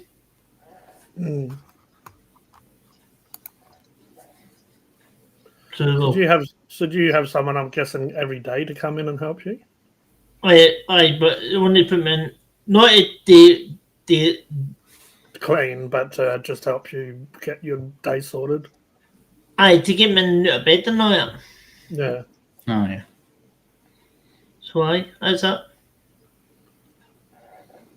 But that's what I'm saying. It's well, instead of complaining like of the way stuff is, they should really try to find a solution, like someone that can help you with that stuff. Because you probably I don't see my trust issue. That's out the window. That's going out the window. I find it hard to trust people now. Because see my old house when I stayed over the road. I came over here. I was over here with my big sister, right, so we can get this house right. And I went back over there to the old house, And I did say to them, I'm going out today, I'm going to open my new house, I will not be in, so don't come in the house, don't come, right, to the house, so I'll not be in. Went to the house, I was like, right, I'll tap the handle to see, to make sure it's locked, and I that, pushed it down, and I that the door and pushed it open. The door was left unlocked the whole day. Wow. Aye. So now, and I've literally go there and look in, I literally lost my temper, literally lost it. When it comes to cleaning, you could just be present and just say what you want to be moved and touched and put elsewhere. And if you're not comfortable with them going through everything, just say you don't want them to touch or go through that. But it's just I don't trust people, mate. Yeah, I can understand that. It's just if you've got the help available, it might be ideal to use it. I bet it's Just- not. Just when See, it it's comes to not- support workers and stuff, you just need to find the right, just like psychologists and stuff, you just need to find the right match for you, really. I bet see the social workers. Mm. They try and tell you how to run your life. Mm. My That's answer why to you that, just need. That's why you just need to find the right one, and yeah, you just need to kind of, I guess, say you don't want them to have their input, as in just they come do their job, what they're paid to do, and leave, or unless you do create a friendship or whatever out of it. But oh no, I've learned to who I trust in that now, mm, and they're just it's like they're dead nosy, you know. yeah, some people probably are. Some people probably don't mean to be. Some people probably just trying to create conversation, and I guess they're just going by what they see around the place. You know, if they see, I know you're into your trucks and all that shit, they might mention that if they see it, just to try to engage with you. Aye. But do you know what? One of the things I hate, and Rob will probably say it today, right?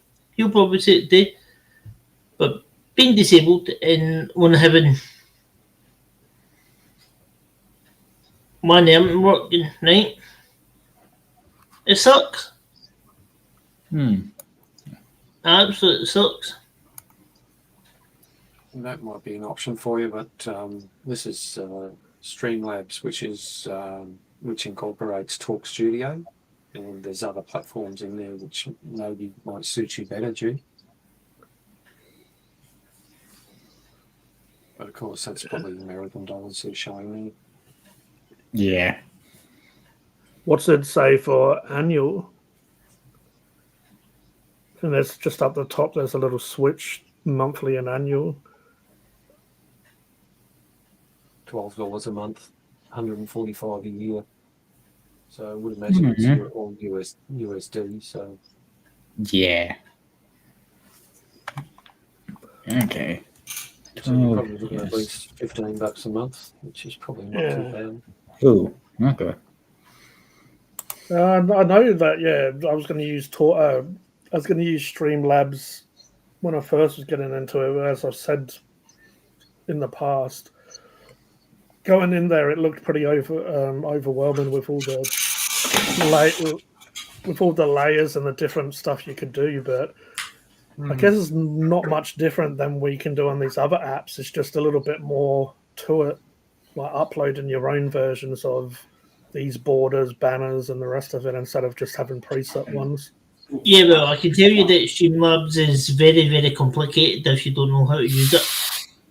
Yeah, that's what I'm saying. It kind of put me off a little bit until seeing what other people streamed with. Yeah, because I just want, for me, like with me, I just was looking for something that it's easy. Like OBS is the same as Streamlabs, right? But I knew it's a bit easier. But with the Terminator, I think that's the StreamYard. Cody, a wee alcoholic. Because having autism and being treated like shit and disrespected and disregarded by and people suck. Yeah, unfortunately, AJ is probably because, like, I'd say society and even just what is it like when it comes to medication and knowledge and specialists. It doesn't seem to. It's only seemed like maybe the last 10 years, really, they've learnt more about autism and they have more specialists and medication and more knowledge about it. So when you was younger, they probably didn't have a clue, and they knew what autism was, and they knew people had issues, or they just different, like when it comes to the way their brain works. But yeah, and then your parents and the generations before them were the type that any issue you have, pretty much you just get on with it. You still have to go to war, you still have to go to work, you still have to, wipe your own ass, whatever. You just have to get on with it, really. That's what they're taught, really. Even people like Cherinator were probably pushed to do a lot more than he could do back in the war times, and even so it does, unfortunately, not being recognized and not being looked after in a caring way when it comes to disabilities. Yeah, it does make you obviously you sort of not like people. It's like me. I had some learner difficulties when it comes to English and spelling and reading and stuff when I was younger. When I was in the UK, I got like extra help. When I came to Australia, I got no help at all.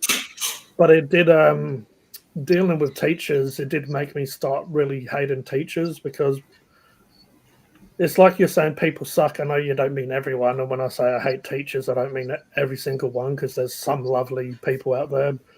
There's some people that would help you. But yeah, just many make you feel really small when it comes to them knowing that you're struggling with stuff, but they're going to just, some of them even laughed at me and all the rest of it. So it just makes you really, really not like people when it comes to looking at someone that really you feel like should be there to protect you, help you. You would expect a teacher to help the situation and teach you is what they're there to do, but some of them will just kind of take the piss, really. So, well, do you want me to tell you something? See, people like myself and people like with learning difficulties and like with ADHD and autism and all that. But way back then, if people found out that your parents had this, like a kid with an illness or a disability, do you know what would happen? And you know what would happen to you over here in the UK? You get sent to a special hospital. So they would. Well, yeah, a lot of people with severe. It's like I was watching that Ed Gein monster show. I mean, people that had psychosis, schizophrenia, and really hardcore when it comes to mental disabilities. Imagine those people going through life without no understanding of why their brain basically either hallucinates, or when someone's speaking to you, you might be hearing totally different dialect or words than they're actually saying. A lot of those people, they didn't get the help. That's why a lot of them did turn out to be psychopaths or whatever, or not be able to manage it. And that's why a lot of them landed themselves in the loony bin, because they didn't know how to control them. They didn't know what to do with them. They're not good for out in society and in the community. So they just put them into kind of a jail, but because they haven't actually committed any crime, it's just a jail because they're mentally unstable. Exactly. And it's only more recently they have drugs that can calm schizophrenia and those type of psychosis issues. Or even therapists. If a therapist knows what they're dealing with, they diagnose them, then there's a lot more therapy, psychology out there that they can try and, with the patient, try and work out how they can navigate through life and handle life a lot easier.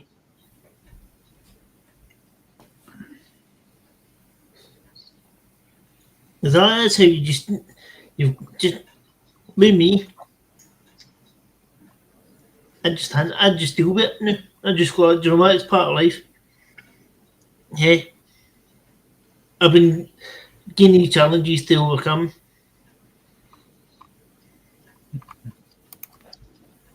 And you've got it. Yeah. That's it. You also have to look at it, and even if you yourself has your own issues, you still have to allow other people to have their issues and not use it as some sort of competitive thing.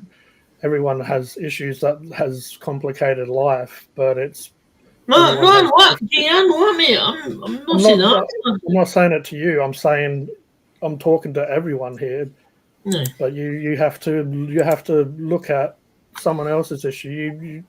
You can't bring your own life into their issues and think, oh, they've actually got it quite easily in comparison. You have to No, just I'm not put all your stuff aside and try to be in their shoes and how they deal with it and navigate and how they handle it. Because a lot of us have had, and if it's not us directly, it's someone we know. You know, it might be our parents, it might be our partner, it might be someone that that can't really navigate life exactly the same way as someone else. And so it's like these days, I understand they have the knowledge when it comes to mental health, but I've got a lot of nieces and nephews and stuff, and every time it's like they're trying to label them as something. It's like, oh, they're acting this way, that means they're ADHD or whatever, or they're acting like this, it might be autism. And it's like these days they're trying to label everyone, but I just kind of get a little bit annoyed about that, because it's like everyone's different. You can't try to condition us and mold us into exactly the same. And school does that, and work does that, and you have to be a certain way, talk a certain way, and act a certain way. There's definitely more understanding of issues and problems that people have, and we all, as you mentioned before, G, we all have our issues and difficulties in one way or another, and I'm no exception to that. That's for sure. Despite what you may see from me, I have learning difficulties as a kid, and I did get some help. But other people in life sometimes have it not as easy as us, and some things that are easy for us are difficult for other people. That's for sure. I mean, some people are absolutely amazing when it comes to like mathematics or whatever, and I just really struggled. Unless it's basic, I really struggled with that, and some English I did as well. A lot of it was kind of self-taught because I used to like reading books. So if I'm like reading books, if I'm like, what the hell is this word? Look it up in a dictionary and try to be more familiar with it. But everyone's brain is different, and I feel like everyone has different strengths. When it was for me, I would be able to just draw a little squiggle on a page and always get A's in art. I could pretty much almost never fail art, even if I just did a rough little sketch because I forgot my homework or whatever, and it's like, get A+, A. But then when it comes to other subjects and whatnot, I was just failed, and they try to make you out to be really dumb because of it. But then those people that are really good at like mathematics or whatever, or geography or whatever, might not be as good at art and creative stuff. It's because we're using different parts of our brain, and it's just I'm sure a lot of it is a bit of genetics as well, and passed down to us. Yeah, well, they say that about people who play musical instruments. Some people are just naturally talented. They can pick it up and go. Other people might pick it up and go. Oh. Yeah. Well, there's a thing. See how you're saying about maths, how you're not good at maths, right? I'm crap at maths, right? But if you go into YouTube and scroll down to where the games are, right? There's a math game, right? You can hit the hint button, but it's easy for some. I'm Carpet Master, and I've been looking at the answers. And I'm like, oh, that's what that is, because it gives you the answer double. It will give you an answer like in a different way. I'll show you what I'm talking about. Right, I'll show you. Is that on YouTube? Is it Cheronated? Aye, it's a wee math game on YouTube. Well, what I've learned as well is some people learn from being told, like verbally. Some people learn by the practical. That I'm more, if you show me how to do it, it will sink in quicker. If someone, like some of the stuff that Mark does, if he showed me, I'd understand it quicker than if I was reading a book and trying to work it out myself. Right. And I wasn't really told that until I went to TAFE when I outside of school, and they said really school's unfair because we're really all taught the same way. There's no sort of variations. They don't try and cater it to each person. And it's always been like that. If someone told me how to use a tap, it would go, oh, that's simple. But if I looked at a bit diaphragm with all these bit words, and it would take a lot longer to work it out. So and another thing I was going to say is my brother was dyslexic and he couldn't read that well. But when he was playing Final Fantasy one time, a lot of times he'd get me to read words that were too complicated. Sometimes I'd get him to read it out to me so I can, if he struggles, I can join in and help him, but to, push him. But I realized because it's something he actually wants to learn, because it's something he's engaging in, enjoying, and he actually wants to learn the story, and some of it might be text comes up, no words. So he's actually reading a lot better than if it was some teacher breathing down his neck telling him to read this. So that actually a fair bit of it comes into how comfortable you feel. You feel comfortable in your own home. It's something that you actually want to learn instead of, I don't know, some story that the teachers told you to read that you have no interest in. So then that makes you like less, you're already dismissing yourself from it. You're already going, oh, I don't want to read this. And then why even bother trying, really? So I've realized, and that's probably what you're saying with the maths a bit more, Stephen. It's like, if you have an app that's all flashy and you get rewards and dopamine hits because you get like little jingles and you get little coins or whatever, that's going to no doubt make you want to learn more, or it's going to make you want to progress more because you're getting that dopamine, you're getting that satisfaction from it. But then if it's doing it at school with some, crusty old teacher telling you, oh, how do you do this? You're not likely going to go, oh, okay, this is how it's done.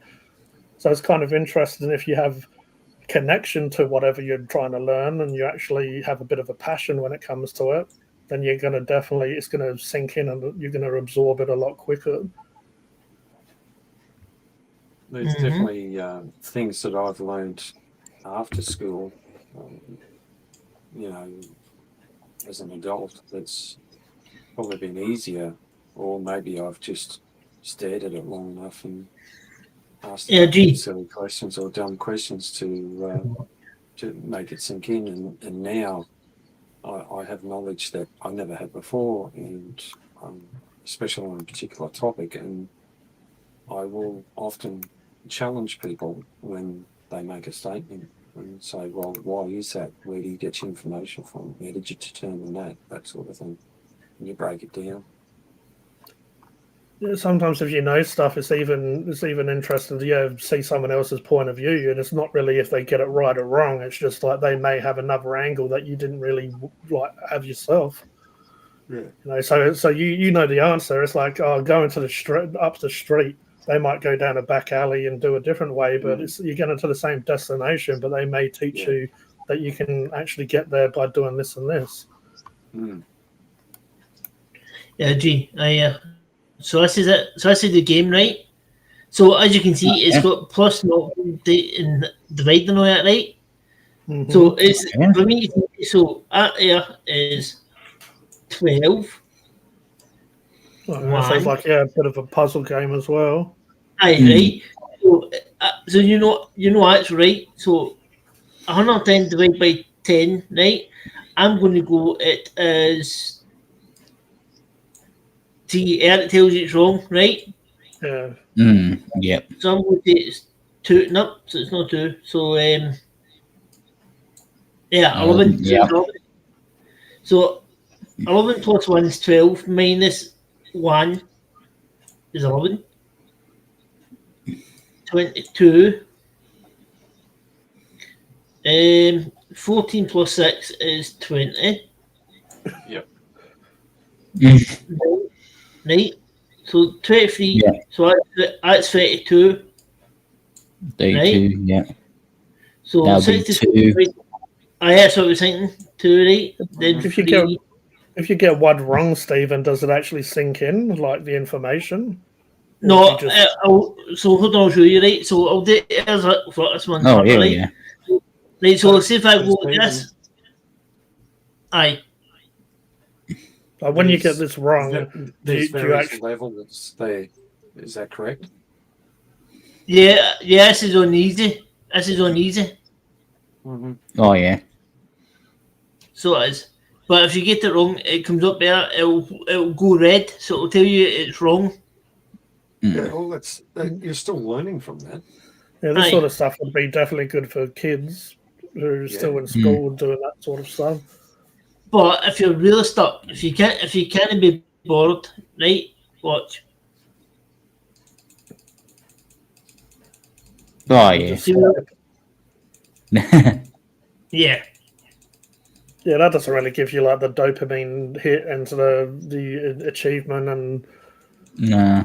the feeling know. that you've accomplished something. But there's also a wee daily challenge, right? And No. it tells you how many mistakes you do up in the corner, but it's also timed, right? Mm, So, Yeah, so yeah, that is Yeah, six- well, that's more of a challenge. yeah. aye. But do you see what I'm saying? It's a good wee game. Mm. It's like 'Cause with depression and anxiety, seeing a psychologist, one of them was getting me to try to do like mind games, brain games, because a lot of the depression and anxiety is taking you away from the present and it's making obviously brain fog, and they can actually like mess with how your brain is. So if you do these brain games every day, it strengthens your brain. You're keeping your brain young, fresh, and active. And so there's a lot of games out there. There's a lot of those puzzle games out there that, Sudoku and those sort of ones. Right, but for me, it's as I said, I'm not good at maths, so when I tried that, I literally like, oh, there, I'll play a game just to help me learn maths. So Well, really, there's stuff that we're not good at, and some people, like we said, naturally are good at without even needing to practice, it seems. But you can actually get better at stuff if you really want to. Sometimes it's we're like I'm saying, not good at maths. Cody's saying not good at art and stuff. So if we really wanted to and have that drive to improve, we could. I mean, all it is just like anything you'd have to learn. And yeah, a lot of those like stuff. You could even go back to like maybe not like kindergarten type stuff. You could go back to really low level maths and just start from the beginning almost, and just get familiar with the really. And at first, you will go, "Oh, this is easy as like I know all of this," but you will eventually get into the harder stuff. But it's just training your brain through the easy stuff and comfortable through the easy stuff to eventually, hopefully, feel better and more confident when it comes to the harder stuff. no. And guess what, guys? If you're gonna go sleep, Nope, something else. who? Aye. Take a shit. Yeah. Who was it says about near the 3 hour mark? Hey, what? Yeah, who was it says about near the 3 hour mark that the Terminator probably need to? Who says that? No idea. Yeah, do you think it didn't clock that? You think it didn't clock that straight away? Yeah, boys. No idea. Go on.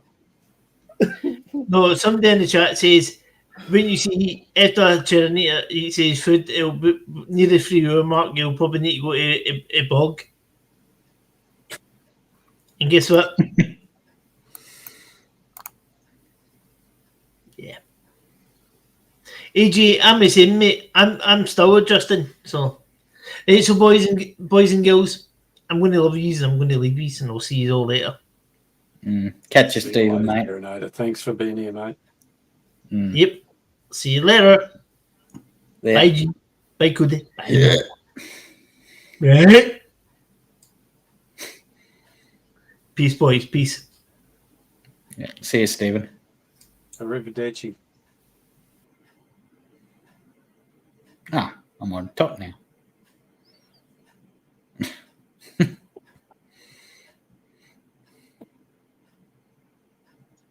Oh my God, Cody made me laugh too much. I got to get a drink of water. Still listening. And here we have the lone brony sitting here wondering what he's going to do by himself. Oh, fuck The everyone else left. Lonlowy brony. Oh, myself. Looking at the screen, wondering what the fuck am I going to do for the next 10 minutes. Yeah. Oh, He's back. just have to get some.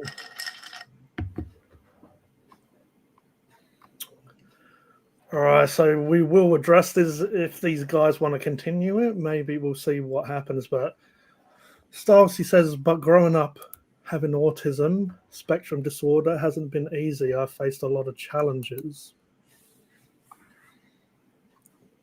Yeah, I'm sure you would have faced a lot, but feel free to go into more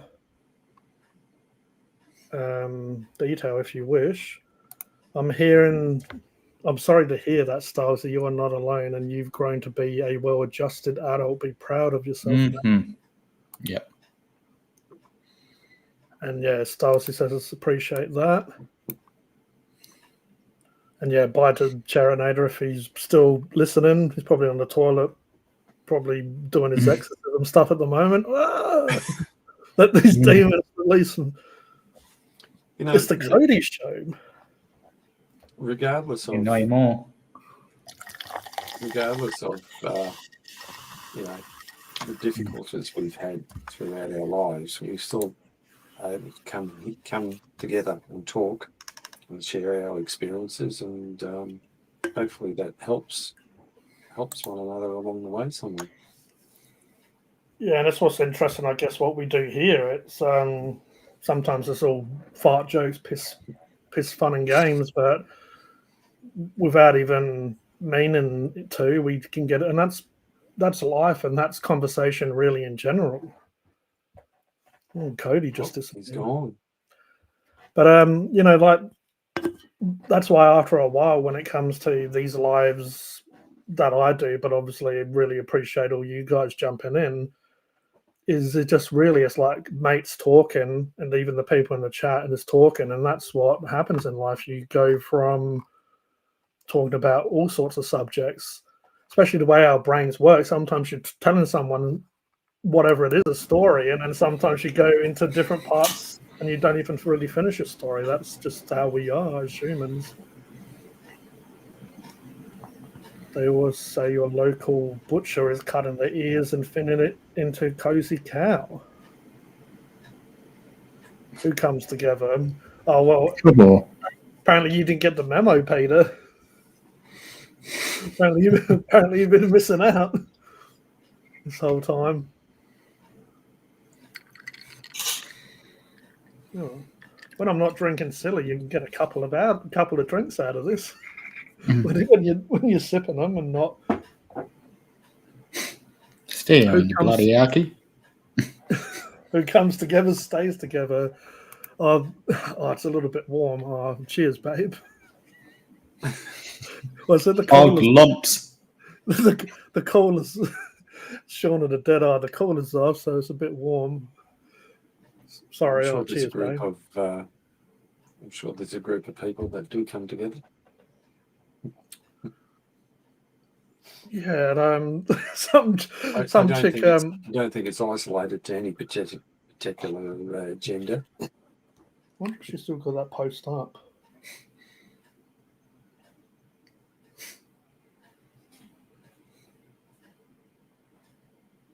Yeah, as for streaming, these streaming services, gee, I don't know which one really to go for. For me, they don't offer enough, and that's why I've gone down. I know I keep harping on about it, but that's why I've gone down the road of this Milk Studio. It's free. Yeah, there's a couple of things I can't do, but I think that's going to get sorted pretty soon, hopefully. Yeah, I'll probably If just not, I'll really just- go oh. with, as I said, worst comes to worst, just do this one again. I don't know. I do like some of the, like this. I like this gold banner with the little fancy edges and stuff. I like that design. It looks a bit elegant, but I do like combination of black and gold as a combination. It's one of my favorite combinations. I like purple and gold, black and gold. I like red. But yeah, I would have thought they would have, and then you get plenty of different fonts, which I found all the really see if the fonts are changing. I find like all the really fancy ones are they don't show up that well. It takes a little bit for them to load, but like some of them look pretty hard to read, so I tend to change it back to like just the more like the more bold text. Like something like this might look cool, but then how the hell can like it's hard to read. It's hard to read all that stuff, but it looks nice. And then that one needs an edge around it for it to stand out, but it's a nice text. But then that's why I just eventually go back to more of a bold but an easy, clear one to read. But yeah, this I'd more just go with this one or whatever. Yeah. But yeah, they've got a few nice bits and pieces there. But I still thought they would add more. Like when we was using Restream, they did add a few different bells and whistles over time. They added in that year. They added a few little bits, different backgrounds or whatever it was. But I mean, this is pretty loaded up as well with a lot of my stuff when it comes to. I can change all these texts to Hyper Sapien Show or whatever it is. It's all loaded in there.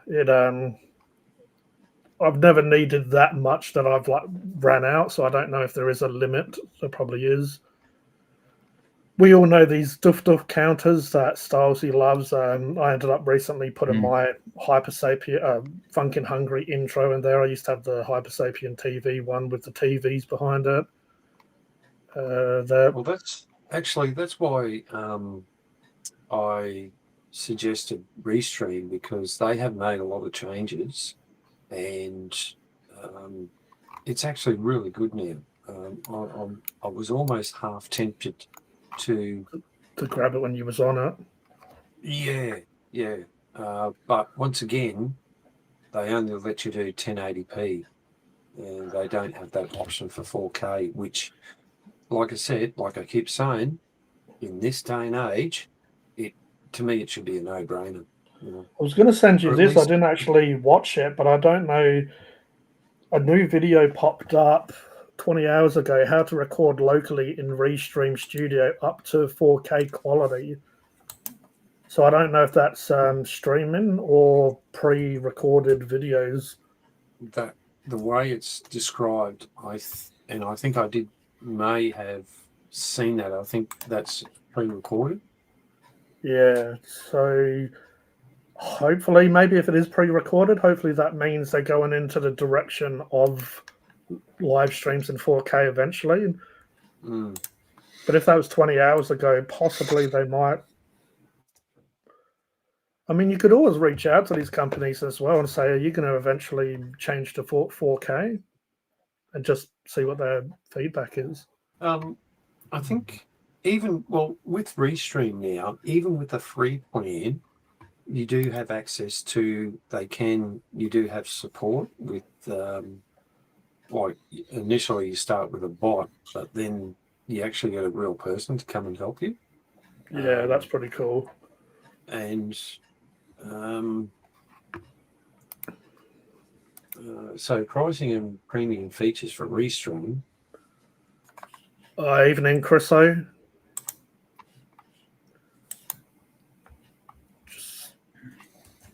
having a look at the chat while you go. Yeah. So $16 a month will build $190 per year, and that gives you 3 channels, no watermark, and ultimate cloud recordings. If you go for $39 a month, which is $470 per year, 5 multi-stream on 5 channels. I mean, they can get pricey. That's why it's good to wait till Black Friday because you get a nice discount. But also, yeah, I'd like to pay it off yearly just because, I mean, if it's monthly, I'll still be able to manage. But it's just like paying it, so then it's out of mind for ages. You know, you don't have know that you can stream for a full year and buy AJ Funk, Cody, Mark, and everyone. Have a good last minutes of stream and good luck till next week. Take care, Wizard. See you, Wiz. Thanks, Wiz. See you, mate. I would definitely go have a look at Restream. Yeah, I did like. I mean, this is pretty similar. What I'm looking at, I've got the dark mode, so you can have light or dark mode. I prefer dark modes. Yeah, I don't know the way Restream was set out though. I quite liked how it was set out. This is pretty damn similar, but I liked the font. I liked the style of Restream. Had a really nice, almost a slightly futuristic feel compared to this and StreamYard and stuff. Yeah, it had like a very nice, sleek design, which I enjoyed. So Styles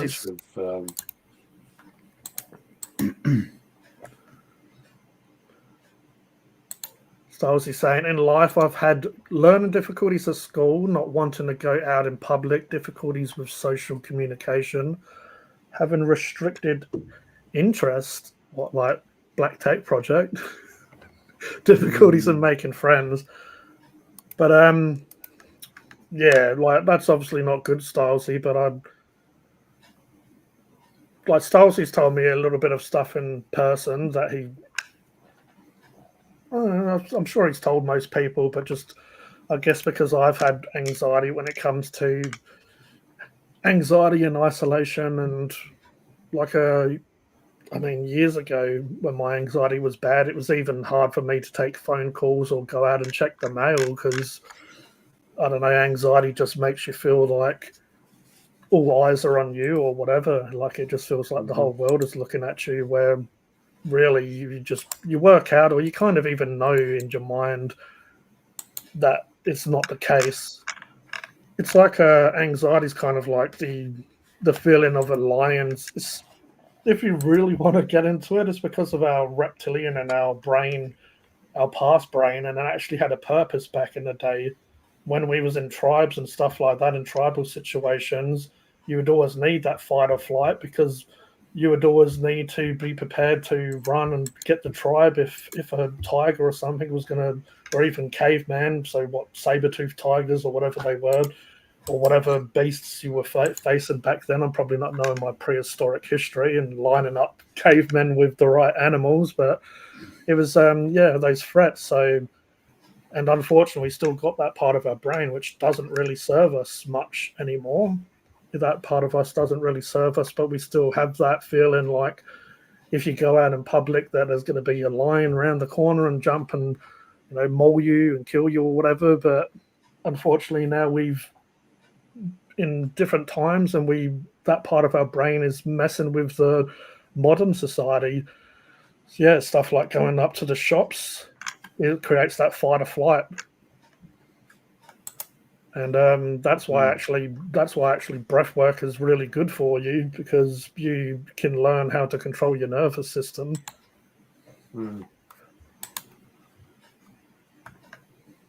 But yeah, I wasted well, I guess I shouldn't really say wasted, but I spent a lot of time pretty similar to Styles. So not to take it away from what he said and make it about me, but it's just, I like you, Styles. I reckon you're pretty fucking cool. Same Styles. Oh, yeah.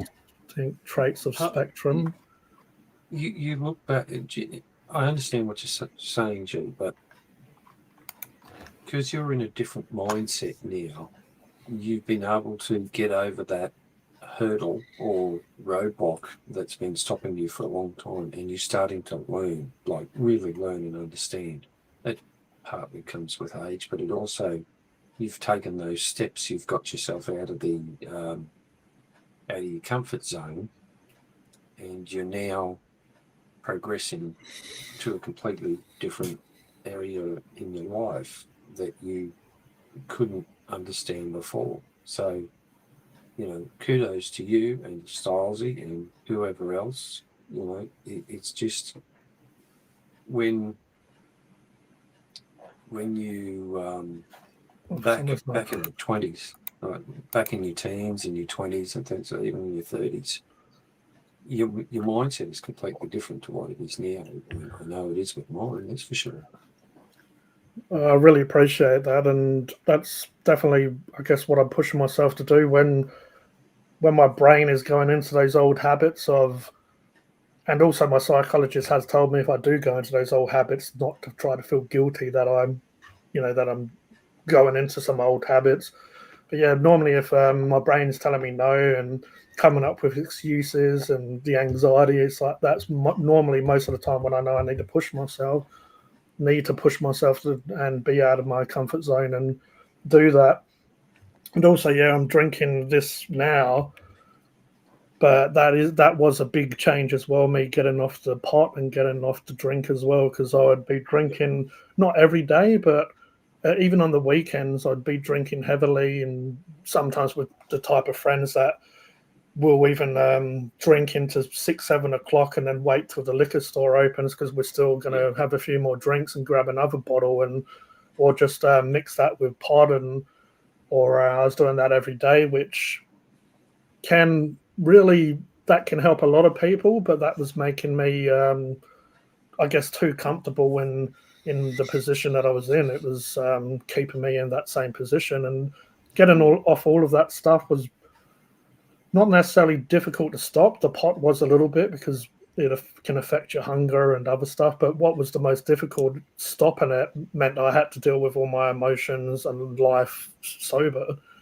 So I didn't have something to fall back on. So if life was getting difficult, I can't just run to a substance and feel better because I've had that and just, it's calmed my brain, which is really, in a way, it's kind of killing your brain because it's making you not concentrate and making you get rid of all those emotions.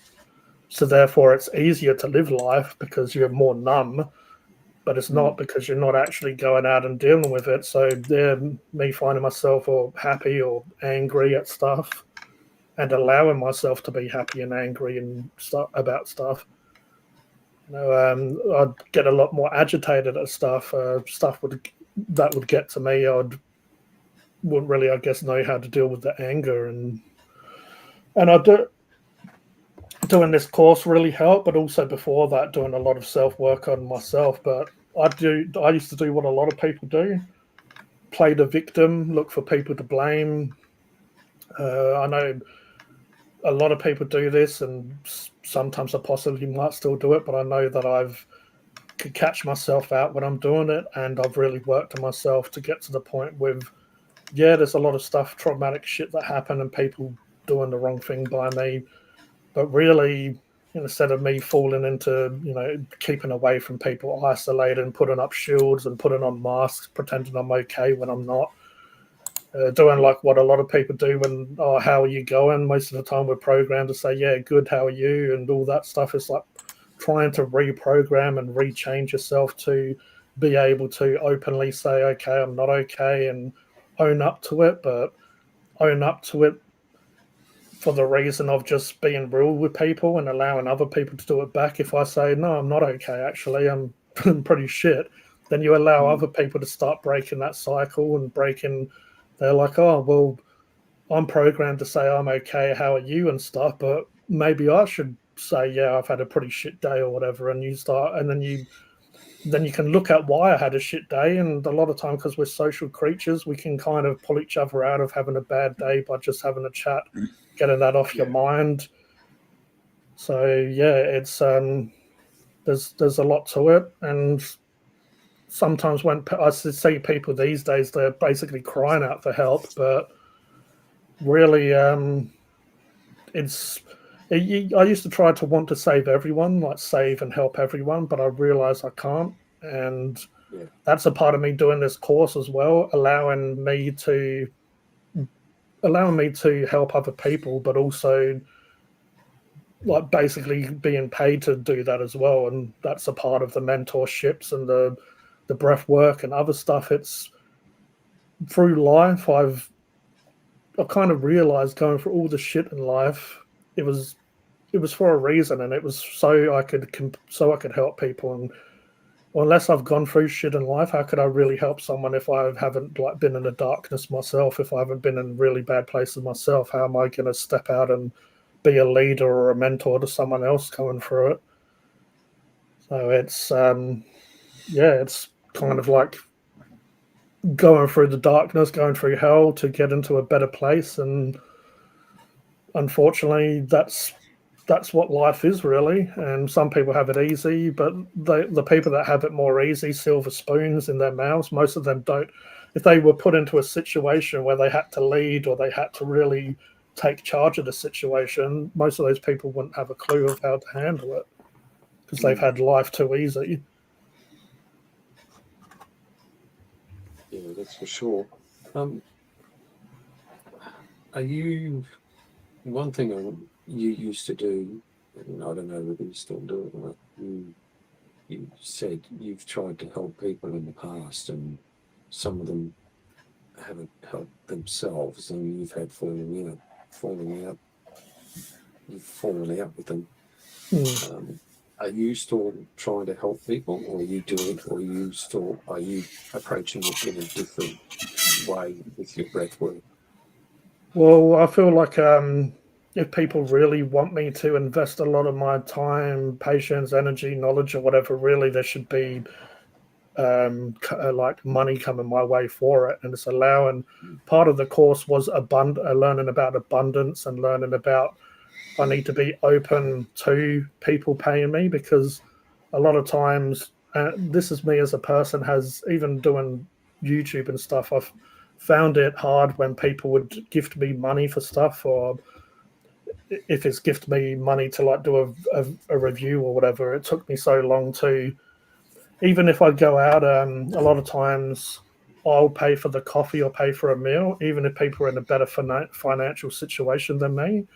So it's allowing others to basically reward me, or I'm trying to find the right wording, but it's not coming to me. But yeah, basically to allow that to come into me. And it's the woman who was teaching me was saying, because I'm blocking that off, that's why it's not coming to me. And she gave me tips and advice of how to help that come through.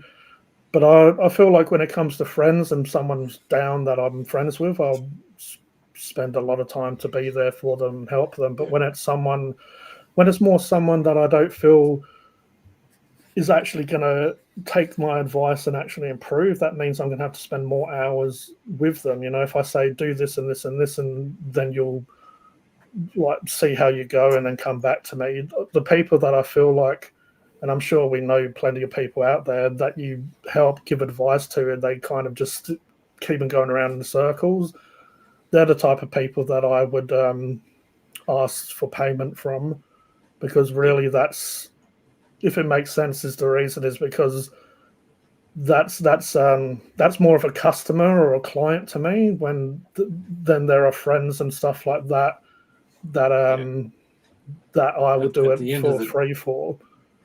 At the end of the day, you're providing a service. And most people who provide a service, I won't say all, but most people who provide a service ask for some sort of remuneration.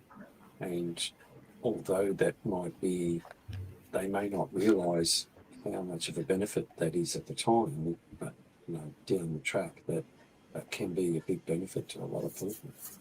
For instance, I guess as well, if people are paying for a mentor, they're probably more likely to actually want to, like, if they're paying, they'll probably actually try the changes. which for a free bit of advice, even though I've got this in my hand, for a lot of people, they need to get off the piss and drugs and stuff, because that's the first way of them dealing with their own brain, emotions, and a lot of obstacles in life. You know, there's so many people. There's people even that have been in like our community or our group of people that we have here that we've seen how the destruction of them getting cooked at and whatever way it is from alcohol or different drugs. So, and I guess it's like you yourself, Mark, with all your skills when it comes to what you do. I'm sure there's some people that you would like do stuff for free, and then some people you go, okay, yeah, I'll do this, but I'll cost the materials and cost of a little cost of your time and stuff. And so when you've got that knowledge and that, when you're good at something, really don't do it for free unless it's someone that you care about. Yeah, I used to do a lot of stuff for other people, and I'm guilty of that now still at times. I still want to go and help people, but I know that I got to slow it. I got to do stuff for me. Yeah, you have to learn to put yourself first. Yeah. Which can be hard because I understand what that's like. So it's only more lately that if I feel a conversation is going around in circles, I won't really continue it. Or if it's starting to affect how I'm feeling, walk away. Or if someone's asking too much, sort of put an end to it, or just I'll say I'll either leave the conversation, just say I'm going to do other stuff, whatever it is. Because I put up a post the other day, and it's an easy one that we all should know is give more than you take. You should be given more than you take from people. Otherwise, those people. And I don't mind if someone comes to me a slobbering mess and emotion and needs someone, I'll be there for them. But as I say, it's just I've been in all sorts of groups online, and I've had people come to me when I used to run like these psychic sort of groups, and they come to me about very deep traumatic stuff that they've gone through in life. And it's just, just realized that I guess if I'm spending so many hours and neglecting my own life, then really it should be a job. And the breath work is pretty amazing what you can do. It's been around for a long time, and I was watching the other day because I just want to keep on learning. I want to keep on expanding what I know. By going into just ancient civilizations and cultures, they have the chi and the prana and the different energies and the way the energy moves in your body and the way we block energy with emotions and traumatic experiences. This stuff has been around for a long time. It's just really the new age is like breath work and what they're calling it. And it's all... so it's... a lot of your trauma gets trapped in your nervous system, and doing breath work, it allows you to go into your nervous system, and it allows you to actually face a lot of that stuff from childhood or from adults, or even if you've had a shit week, you might get a huge release of that energy, because really when you're breathing in new life and new energy, and when you're exhaling, you're getting rid of that old stagnant energy, and you're getting rid of a lot of stuff that you've been carrying.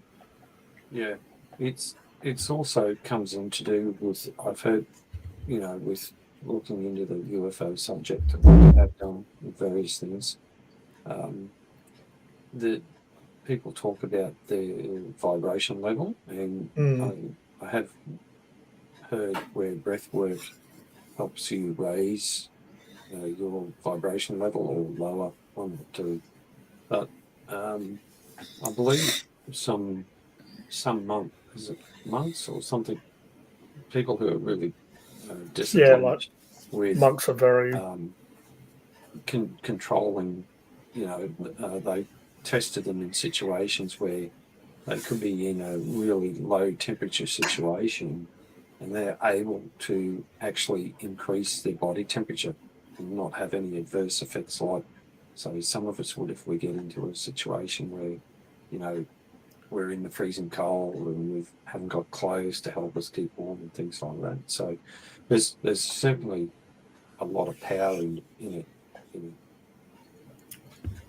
Well, Navy SEALs, there was one piece of breath work that I was learning, but I learned lots of different styles, but the main style I was learning was soul side breath work, which is circular breathing, where you breathe circular to change the carbon dioxide and oxygen levels in your body, and that's what changes your consciousness, and you're able to drop into your body from your head.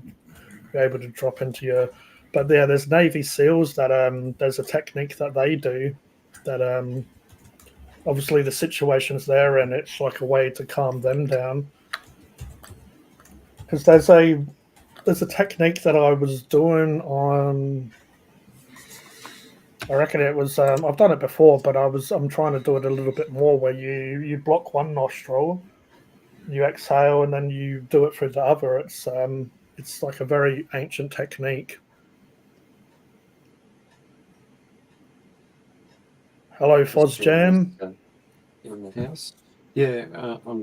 Like you say, it's definitely not new, and I think, you're at that stage in your life where you're learning something, and as you go on, you're going to learn even more. There's probably different techniques that you'll try or discover, or that sort of thing. Yeah, because there's a guy called Wim Hof, and he was kind of the guy that invented going into the cold to fight inflammation and stuff in your body.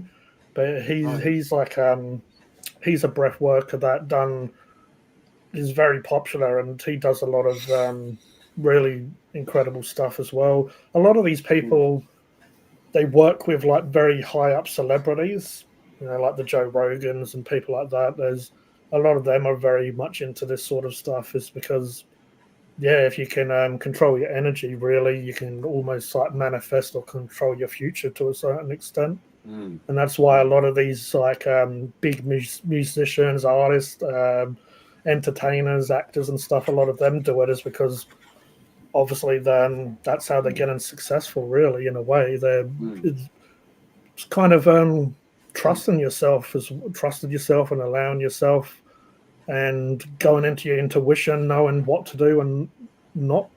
There's so many situations where I don't go with my intuition and I go, oh, this is just going to end up being a whole, just turn into a pile of shit in the end, and it always does. But for some reason, I can't stop it before it gets to there. I guess it's the human side, the soft side, feeling sorry for people and not learning to walk away from the situation.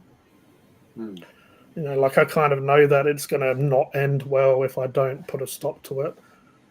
Yeah. So these days, unfortunately, yeah, if situations, like I said, get too much for me, I'll just move away from it.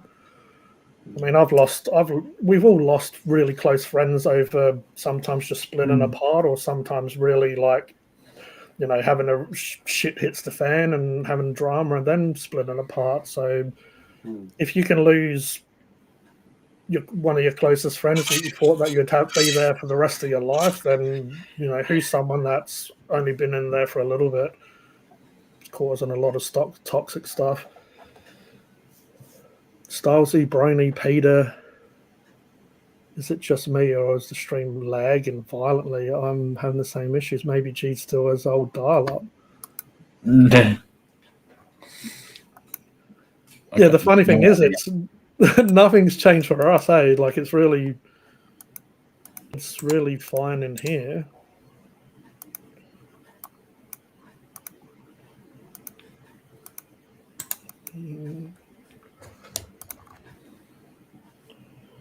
I mean, it probably won't help much, but can change my phone off Wi-Fi and use.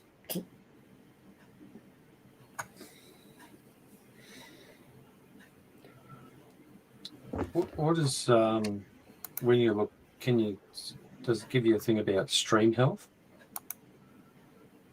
It doesn't, but my Wi-Fi is not low.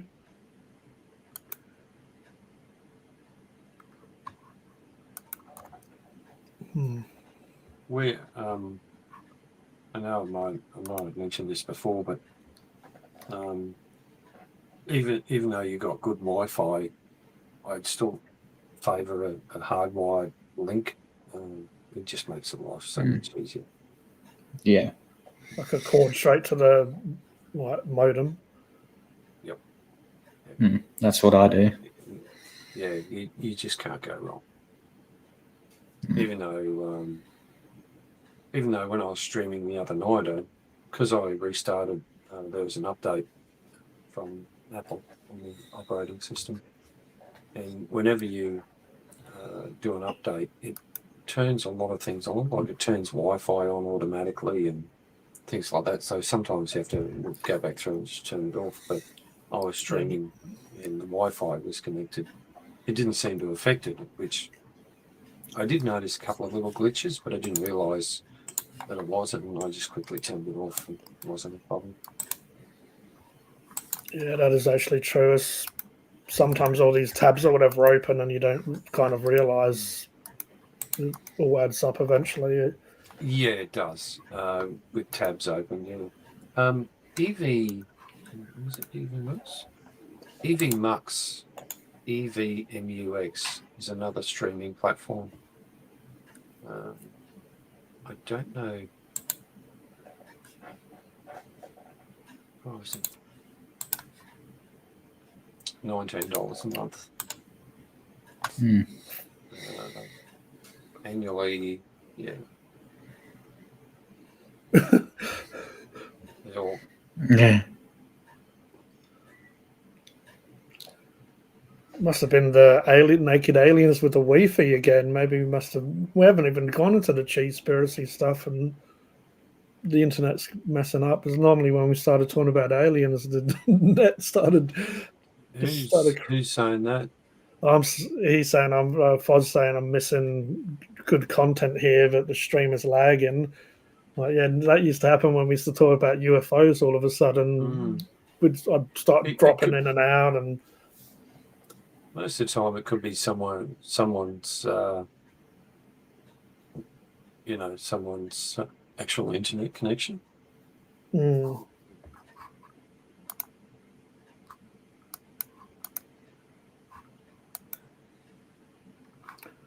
funny thing is, like, the more people saying it's lagging, the more people are joining to watch. So it must be working somehow. It's like when we were talking earlier and it was fine. There's a lot less people watching. Come for the stream, stay for the lag.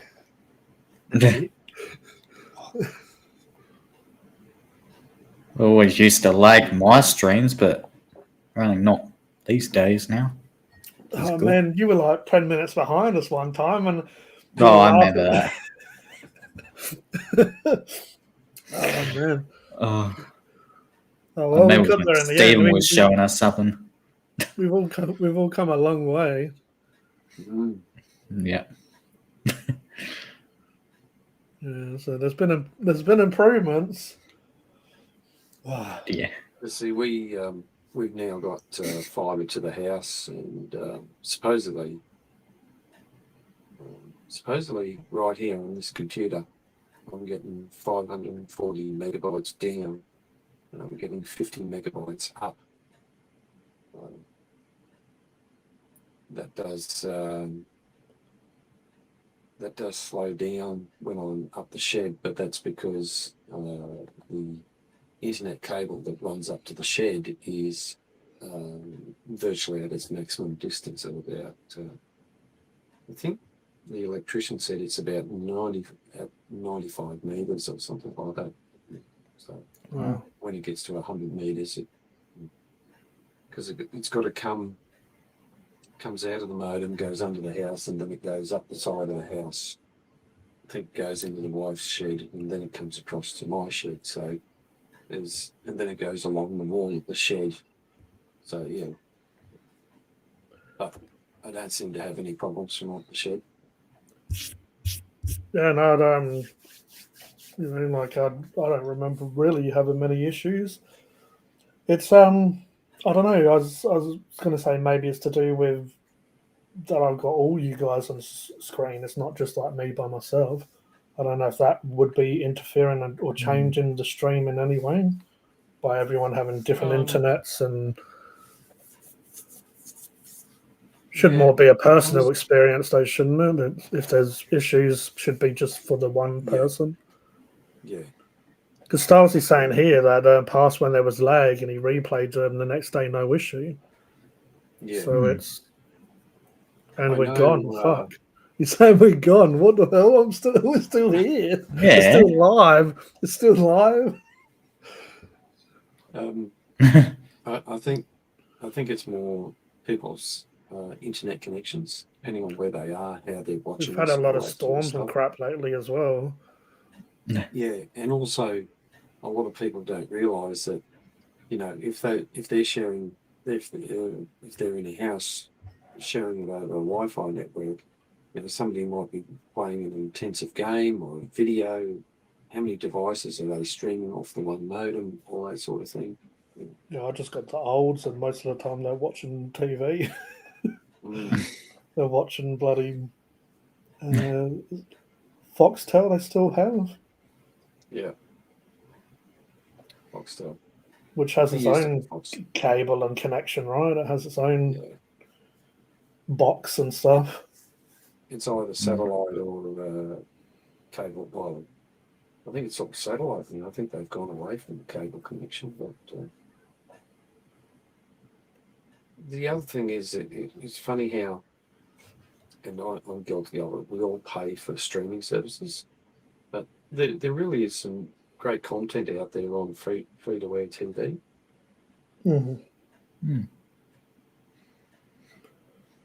It's hard to keep up with. Yeah, I only pay for Amazon at the moment, but I use Amazon like the actual company that. I mean, I could get pretty much anything from, I don't know, what arse wipes to toothpaste to whatever I want, to all sorts. So there's some stuff that's not the best on there. But hey, Nightbot, I've already liked F off. But, yeah, I like Amazon Prime because most of the time there is some stuff that might take a while to come. Most of the time I don't get it, but a couple of days, most stuff will come. There'll be other places sometimes cheaper, but and then I don't watch it much. But Amazon has its obviously streaming service where there's some good stuff on Amazon. Okay, Foxtel via satellite. I mainly watch. I watch a lot of YouTube. And I don't pay for a premium service or anything like that. So. Me too. I use Spotify. Some people use that YouTube Red or whatever it is, or YouTube and for the music. I don't know. I quite like Spotify for how it is. Yeah, I don't pay for YouTube to get rid of ads or whatever. Nah. Ads aren't that much of a deal. I'll just look at my phone for a minute and then that time will go bust really quick. I do get annoyed. Some of the sometimes you're watching a live stream and an ad comes on, and it's just yeah. But some like one live stream I used to watch. I think it was set up. I'm pretty sure it was set up by then. You could because it's something I learned about when I was looking at the AdSense for Google here. And you can tell it to be really aggressive in various situations. So you get a lot of ads, or you can have it light. So every so often you'll get ads, that sort of thing.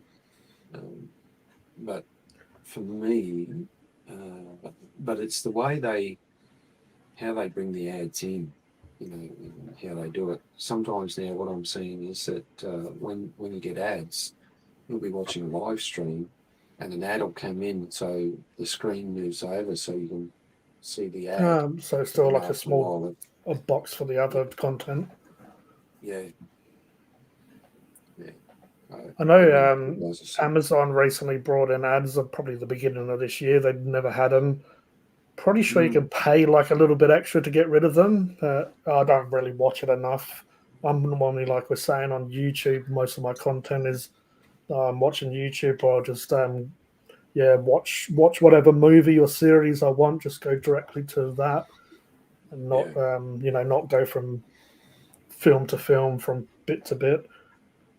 There's YouTube Lite, which is $16 a month, which I think cuts a lot of the ads out.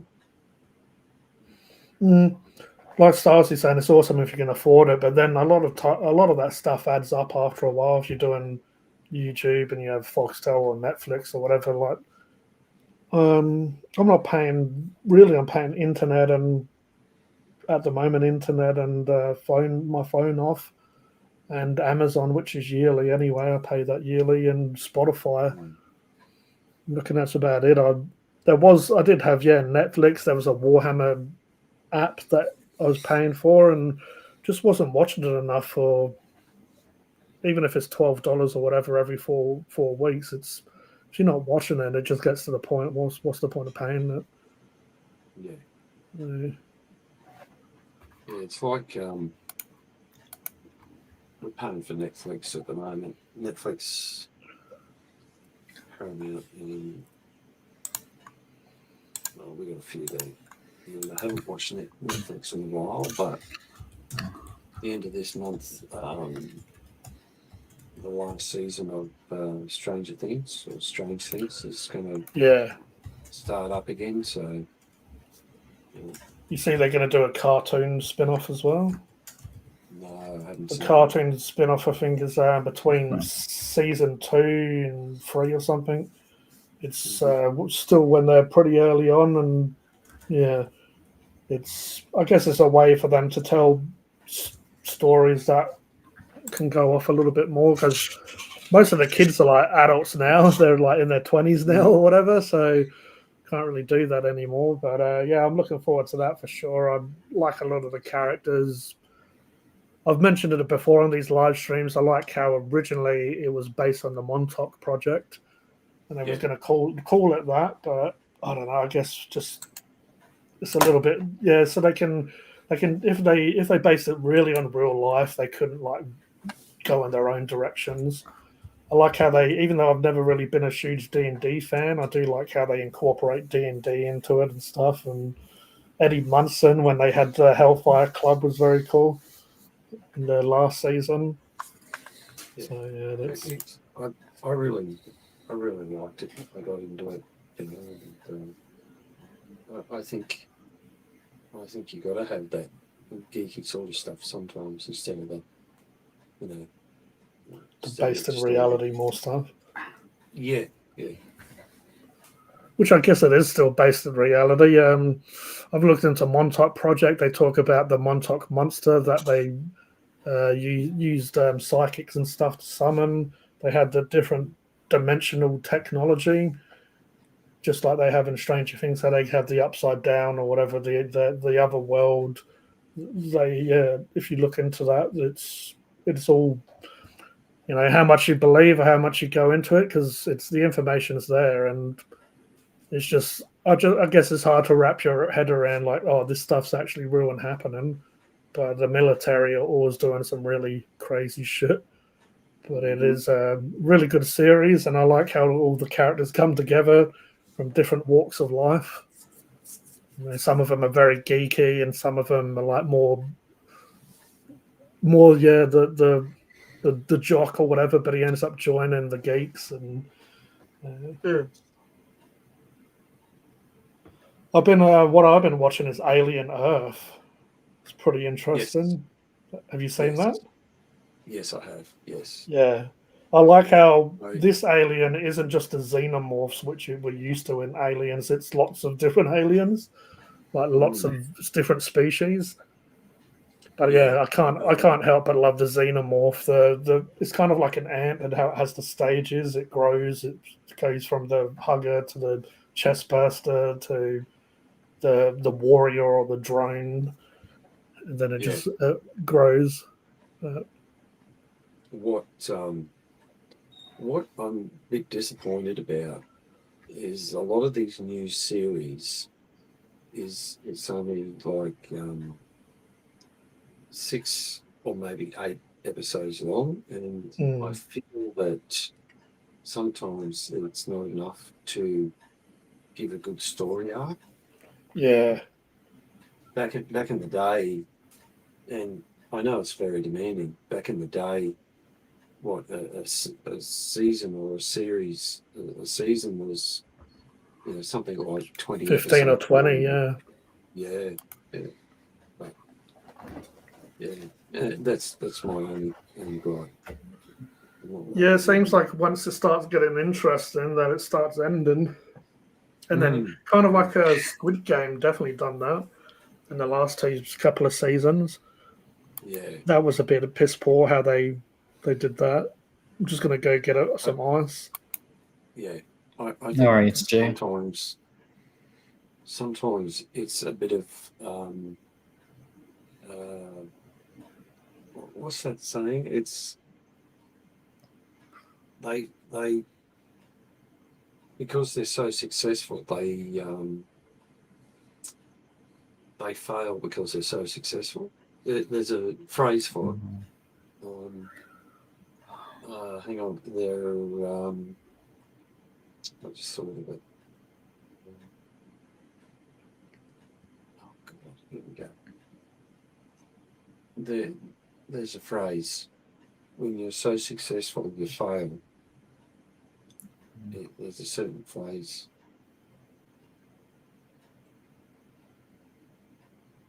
Yeah, I just can't think of it.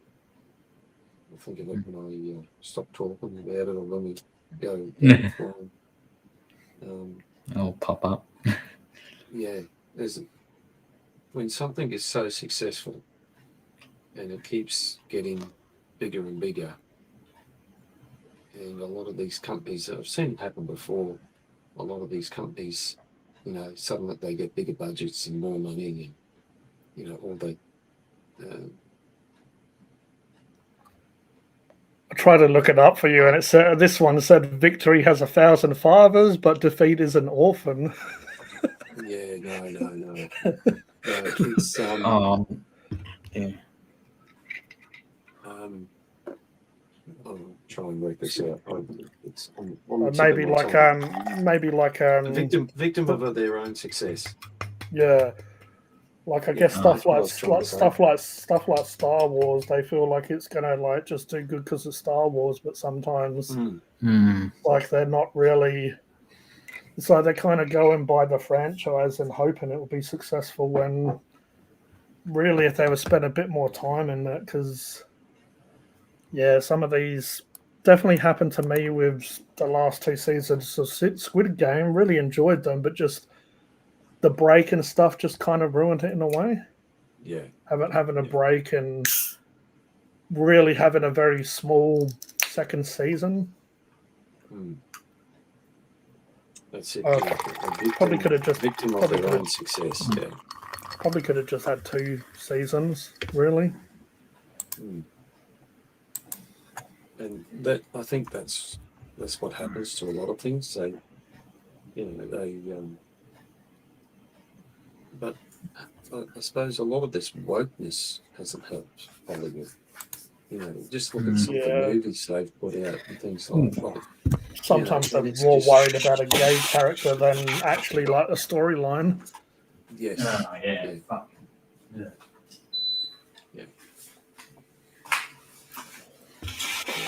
Sure. Or the message. That was the thing. There's a guy on YouTube calls himself Nerdrotic. Gary Beeger is his name.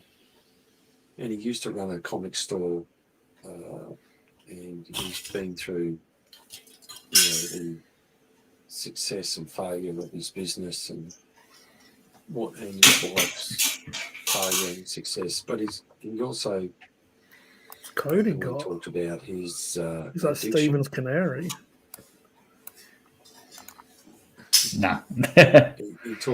He openly talks about his addiction to substance abuse, things like that. Yeah. And he doesn't talk about it so much now, but he does. But him and his wife are now living in Texas. They moved to Texas, and his life has taken a different direction. He's quite critical on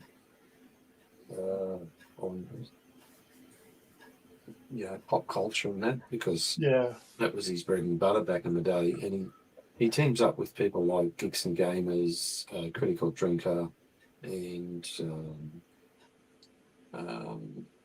various other people that you may have heard of. And they're quite critical on the way Hollywood handles things, especially Disney, what they've done to Star Wars and other franchises that have just gone down, just tanked. Well, I feel like I like Favreau, and his name isn't coming to my mind, but he did the Clone Wars, and they did Mandalorian, the main, and they done the Boba Fett book, the Book of Boba Fett.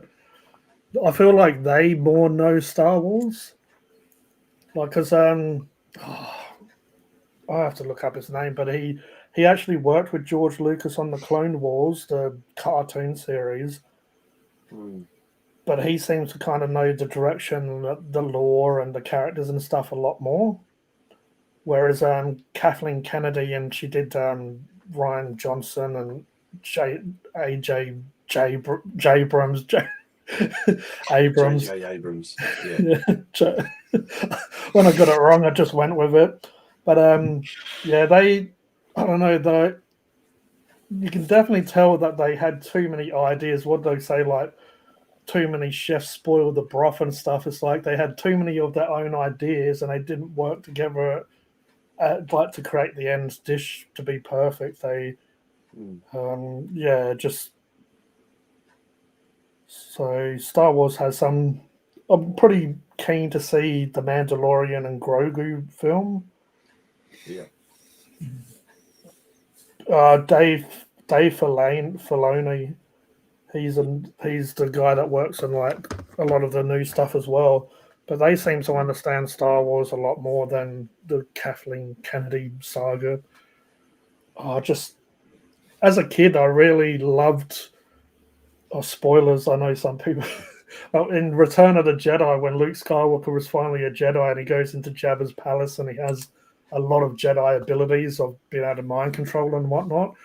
That as a kid was just a very epic scene. He went from like the young, dumb kind of Luke to like just a very serious, like you can kind of see the training that he had because of how composed and how peace and how calm he was in like the face of the enemy and stuff, like a proper Jedi. And what they did with him in the last trilogy was just a bit of a shit in everyone's face. Yeah. Just went from like, and they said as well that Darth Vader was the chosen one / Luke Skywalker because it's his son, like he's the chosen one, and then they just kind of got rid of that whole story. Like, okay, let's just pretend that they're not the chosen ones anymore, and let's just like kind of destroy what they built by bringing back Palpatine and stuff like that. It's they were meant to.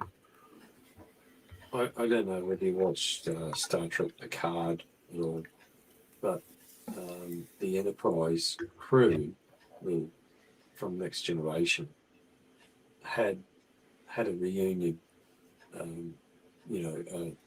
coming back together sort of thing, and that that's what Star Wars should have had, but they didn't. They definitely screwed it up. Yeah, because they had they've done it in comics and novels. They had George Lucas's version of the future where they did have, like, Luke had kids and Han and Leia had kids, but they weren't exactly how the film was. And I don't know, they must have had all of that information and just gone, oh yeah, like fuck George Lucas, we'll do it our own way. Which a lot of the fans would have preferred them to stick to the lore that has been, as I say, there's comic books and novels out there of these other characters, but why not continue them? So they call that like the expanded universe or something now, like, or it's basically like a parallel universe of what could have happened, but now that's it's not a part of the actual lore of Star Wars, but it is out there. So yeah, it's. I mean, I even a lot of people hate the Ewoks, but I like the Ewoks.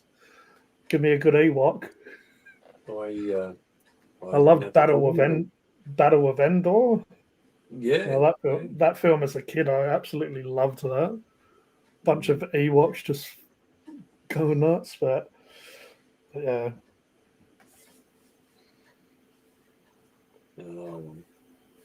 Maybe they'll get it right one day.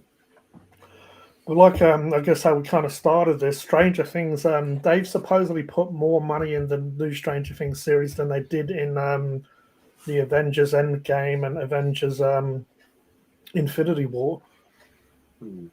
For a series like that's a shitload of money if they put in as much as a couple of Marvel movies.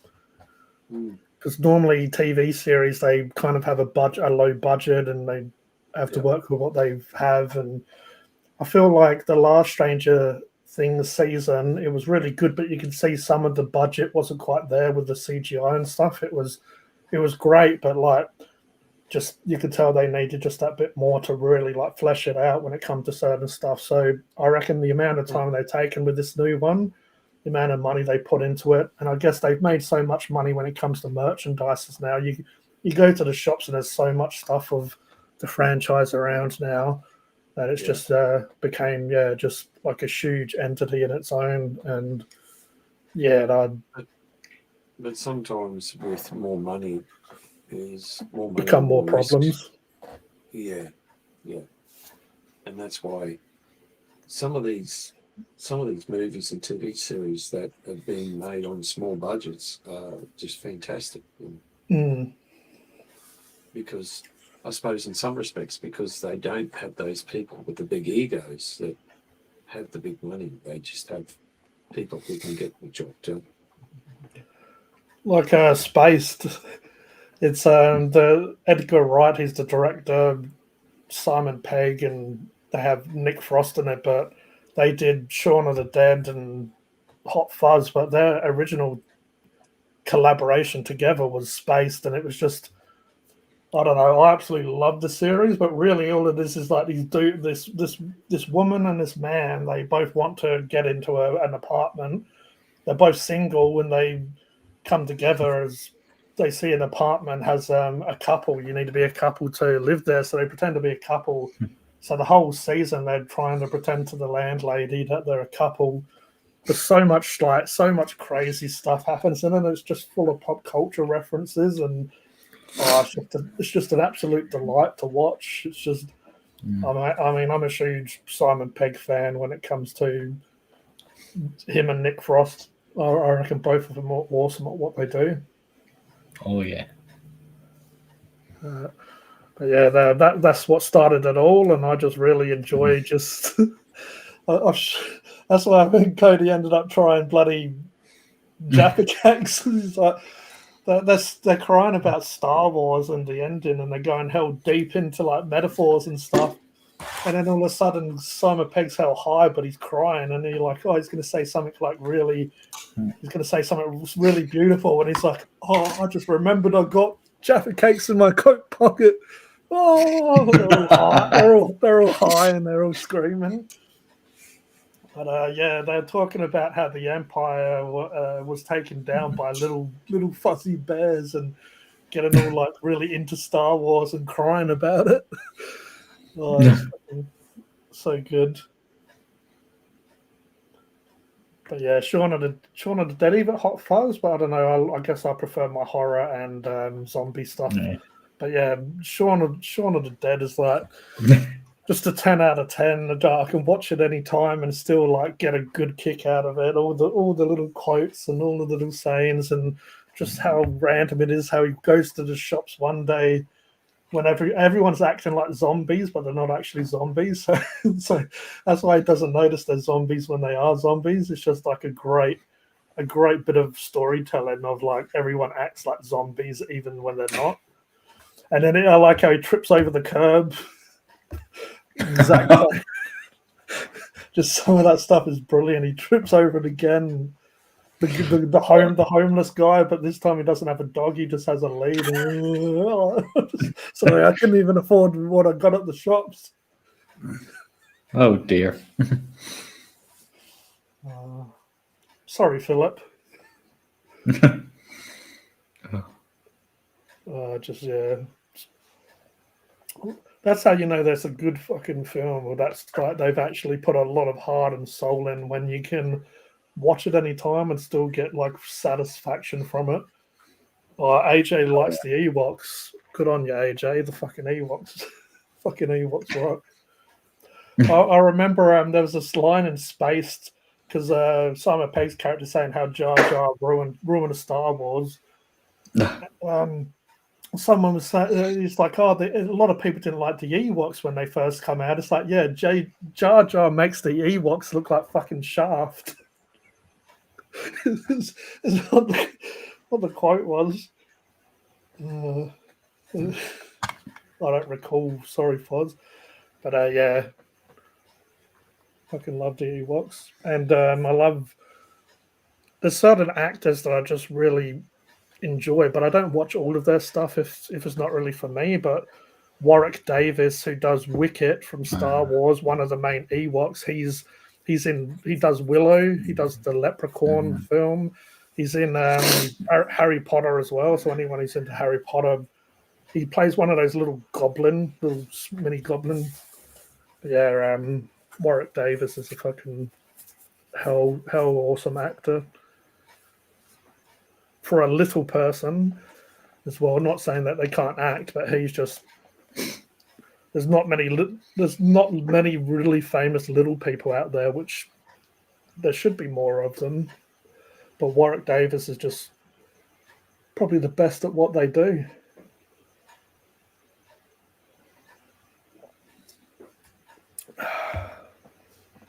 Like if you think of it, what many little people out there that are that famous, Wee Man, and in a lot of films and stuff. Wee Man's more of a jackass. Yeah. A stunt, but Wee Man's pretty awesome. Yeah. He's a stunt man, but he's a very short stunt man, but he's good at what he does. Yeah, Warwick Davis. Have you seen anything done by Brad Williams? I reckon so. What stuff has he done? He's a comedian. He's on YouTube. I think I've heard of him. Yeah. Oh, Brad Williams. He's a little guy, right?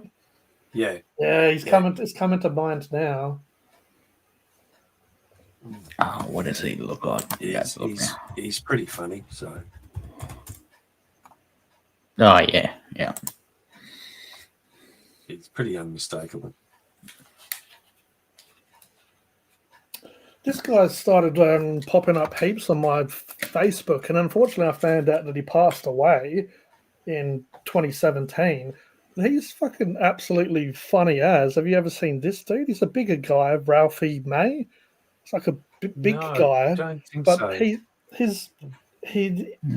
He's more, apparently he's like more popular now that he's passed in social media than when he was alive. He was popular before, but like they just put on loads of little clips of like his shows, and man, like he talks about a lot of sex and stuff and just crazy stuff.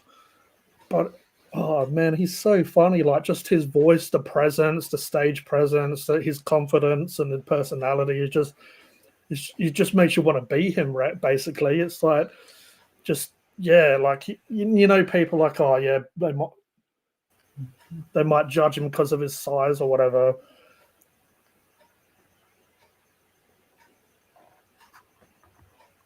I think my thing is definitely lagging now. But yeah, just the confidence and the stage presence that he has, which any good stand-up comedian needs. He's just absolutely awesome at it. Oh, AJ brought a good. Peter, sorry, Peter Dinklage. Warwick Davis. Tony Cockney from was it Bad Santa? Oh, I see. Yeah, the little dude. And I guess the what you're talking about, Willis. What was his name? Oh, that's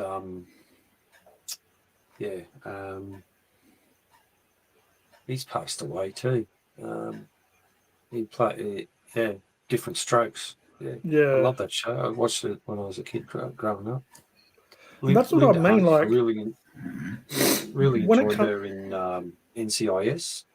She played a good role. But that's what I mean. Like, when it comes to woke bullshit, they're trying too hard to try to condition you. Whereas it doesn't matter if you're gay, lesbian, trans, a little person.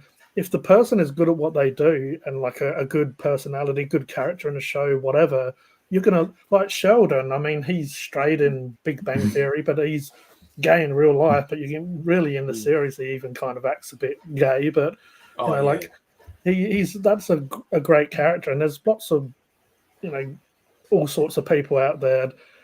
We've said it before as well, where they try to these days push feminine stuff in like Marvel and stuff sometimes too much.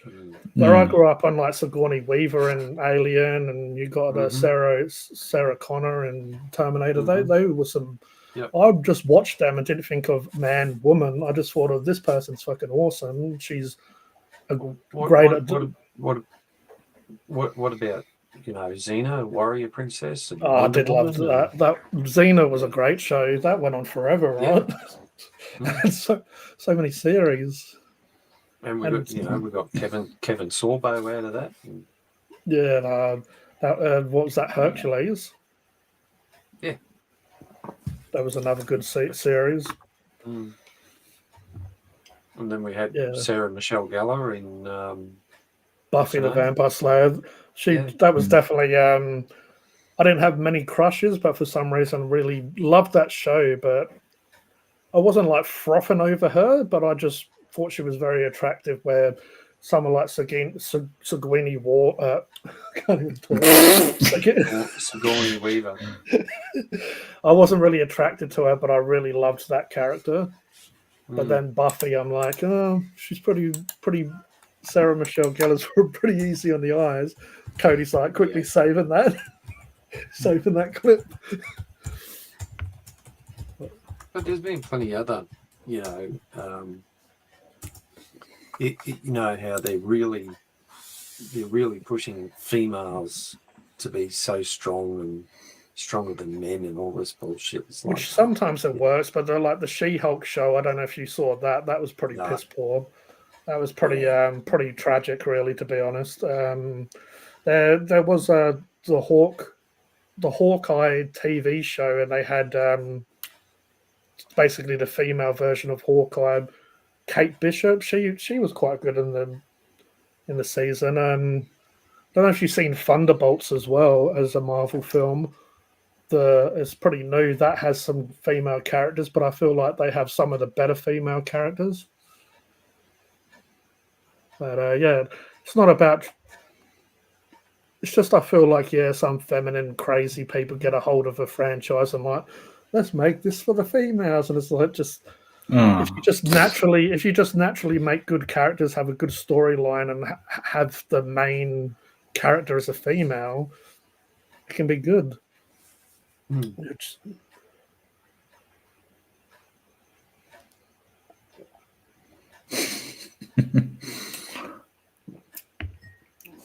One film that I saw recently that's pretty fun? Toxic Avenger. They had Peter Dinklage as Toxic Avenger. So Toxic Avenger, they used to have a cartoon of it when I was a kid, and they had a couple of films.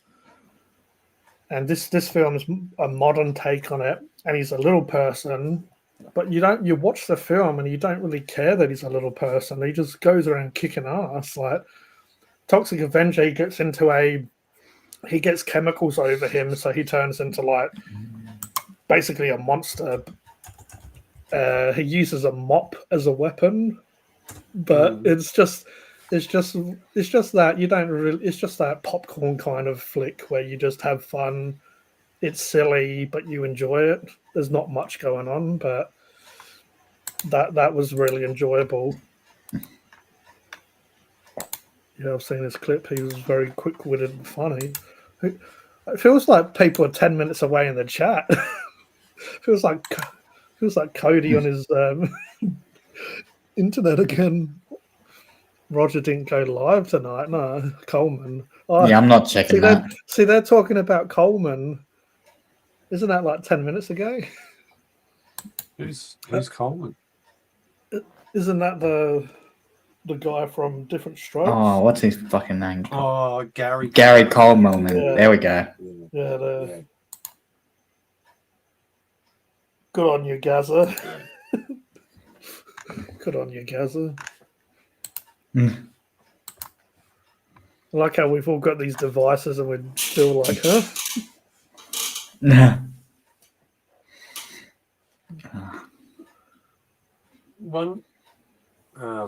One show I used to enjoy watching, that was Fran Fine in The Nanny. I actually enjoyed that show. Because it was kind of a little bit seductive or a little bit naughty, but not to the point where it was like over the top. And yeah, and you had a good balance of characters too, you know. I actually put her in an old Funkin' Hungry clip. It was when they had wasabi sauce at Macca's, and she said that she could handle wasabi. I don't know can't remember what she thought it was, but they piled it up on the sushi, and then she had it, and then she like freaked out and like fell over or whatever. And when she came back, she had a normal voice. She got rid of that high pitched voice. I'm fucking brilliant at being a doofus. Where's my praise? Anyone want to offer me a role? Don't call yourself a doofus. It's because of the lag and issues. Yeah.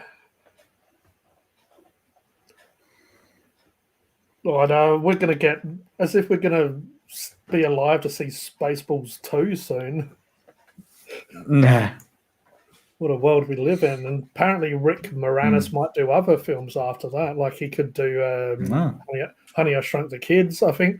I think he's in talks to do another Ghostbusters film. Oh.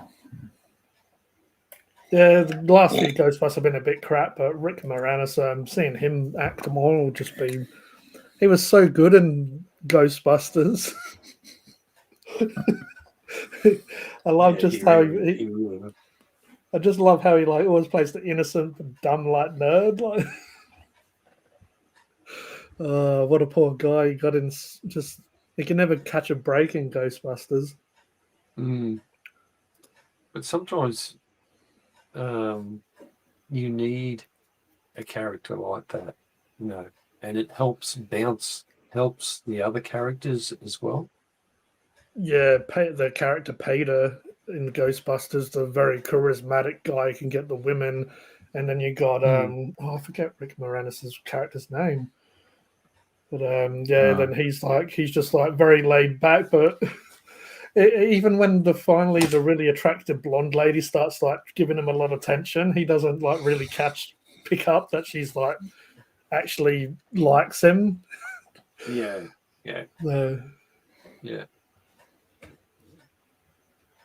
That's for sure.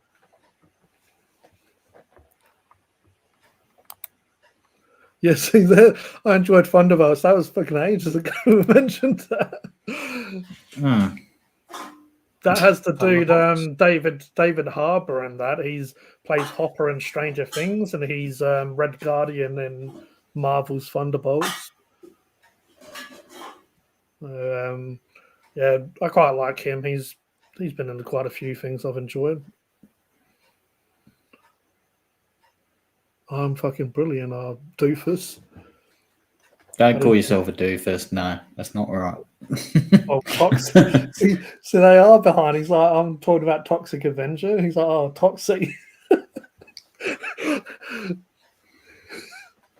eventually they'll catch on that they're like the lag has caused the stream to be like 10 minutes behind. Hey G, what do you think about Disney dropping Doctor Who? Did they drop it? Well, because it's not, because the last season did do well. Yeah, and the first openly gay Dr. Ncuti Gatwa exited early, like real. The ratings tanked. I stopped watching. I watched a few episodes with Peter Capaldi, and I just could not get into it. Just didn't make any sense. For me, the audio was up and down, hard to hear. Maybe because I'm going deaf or something like that. But yeah, the ratings for Doctor Who is really tanked because it's gone woke as well. Who's bought that? I know Warner Brothers are trying to sell that. Warner Brothers are trying to sell that to someone.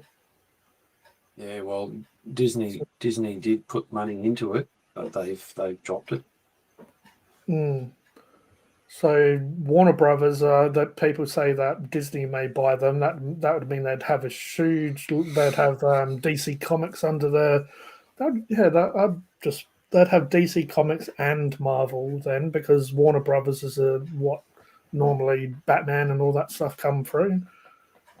And that's and that to me that can be a bit of a problem, because the whole idea of these companies not intertwining with each other is that it creates a different aspects. I just think you can have the relationship can be too close, sort of thing. In some respects, you need to have that separate universe. Yeah, because they bought Fox as well, Disney. It'd be a bit like, for instance, somehow Star Trek ends up in Star Wars, or part of Star Wars ends up in Star Trek. It just like in stuff like comics is cool because it's a way to cross over, but like they cross over these different franchises and comics a lot. I know Godzilla is being crossed over by Marvel and stuff at the moment, which can be fun for a bit of a read, but a lot of times stuff in comics or books and stuff don't translate to films well. Yeah. I reckon James Gunn is doing a pretty good job so far with the new DC. I don't know if you've seen the new Superman. That was pretty good. I liked Lex Luthor in the new Superman. Nicholas Hoult. Probably he really did a good Lex Luthor in my eyes. And I watched Peacemaker as well, and that was. I've never been a John Cena fan, but that was pretty entertaining. Like, there's some of the dialogue is just crazy in that. Like, just some of the swearing, pop culture, and just the dialogue mixed together. Yeah, he says some. They all say some pretty wild shit in there. It just makes it very entertaining. Well, at least Peter's like up to date with the chat. Talking about Doctor Who. Yeah, you're right, Peter. That's a shame that that is a shame, because I was never a Doctor Who fan. I watched it when my dad and stuff would watch it when I was younger. I don't know why I never really got into it hugely, but I respected it for what it is. It was never bad to me. Just, I guess, I don't know, I was into different stuff, Star Wars and whatnot, but who would, I guess the best way they can do it is just kind of get a new company to take it and just kind of scrap that, just put it under the rug and pretend that never happened. Yeah, the showrunner, I think, really ruined it. That's just me, but see, I grew up back in the 70s and 80s, mainly the 80s, and we we would watch. We had Doctor Who, and we had the goodies. You know, that's what we were watching, and the Doctor's what's his name? I know that Dave Tennant or whatever his name is. Yeah, well, he was later. He was later on. But Tom Baker was sort of the Doctor I knew. There was others, of course, but yeah. But unfortunately, the wokeness has really just ruined a lot of things. Yeah, sure has. When they're just worried about, we better put a gay or trans character in there just so other people can relate to it. Then fuck off that shit. Then just keep on making. Then there's nothing wrong with that, but it's like they're even in Marvel. I haven't followed the comics for a while, but they're making Iceman, I'm pretty sure, gay these days. When I was younger, he would just be like more of a ladies' man type situation, and I'm pretty sure. I know Poison Ivy and Harley Quinn, they're kind of like bi now. I'm pretty sure it's Superman's son is gay in the comics, and they just keep on changing it. Then instead of writing good stories and but yeah, just that wokeness. And unfortunately, Donald Trump can be one of those people that you love or hate, but he did push to stop a lot of the wokeness, and it caused a lot of issues for people. Yeah, I feel sorry for some of the trans people that he's probably made life more difficult for. But him, and I can't just say him, but other people, it seems like the wokeness is like settled a little bit. I don't know about you guys, but it seems to not be on the media all the time now. It seems like we've kind of come to our senses a little bit more, where you can be gay, you can be trans, you can be whatever, but it doesn't need to be like, like if you don't agree with them, then they just really come at you. I haven't seen it as much on stuff like Facebook or the news or whatever. But I hear it stars the hot Billie Piper. Billie Piper hasn't been in Doctor Who for ages, has she? They brought her back. Okay. She was in the one new of the newer season. ones. She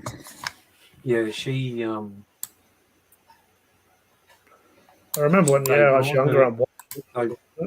They brought her back, and she reincarnated into.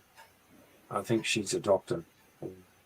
Just going by what I've heard, I haven't. Like I said, this new Doctor, which is no longer there, is. I haven't watched any of that series whatsoever. Yeah, I know people like Mel Gibson are trying to go against the woke Hollywood, and then you got people like Robert De Niro that seems to be, and other people pushing the woke type stuff. And a lot of them have trans kids and stuff, which again isn't an issue. Isn't an issue. People can do what the hell they like with their life. It's just a lot of people that seem to push this agenda seem to be around those people. So it's almost like we need to represent them, because otherwise they're going to feel bad. And at the end of the day, why do we need to represent them when that's their life choice? That's their choice opinion. What they really need is see someone on TV that's trans for them to go, I feel represented. Where really, at the end of the day, we're all human. As I've said, I've seen strong female characters that I've related to, even though I'm not a woman. I've just related to them as a leader or whatever, or as a good character, enjoyed them.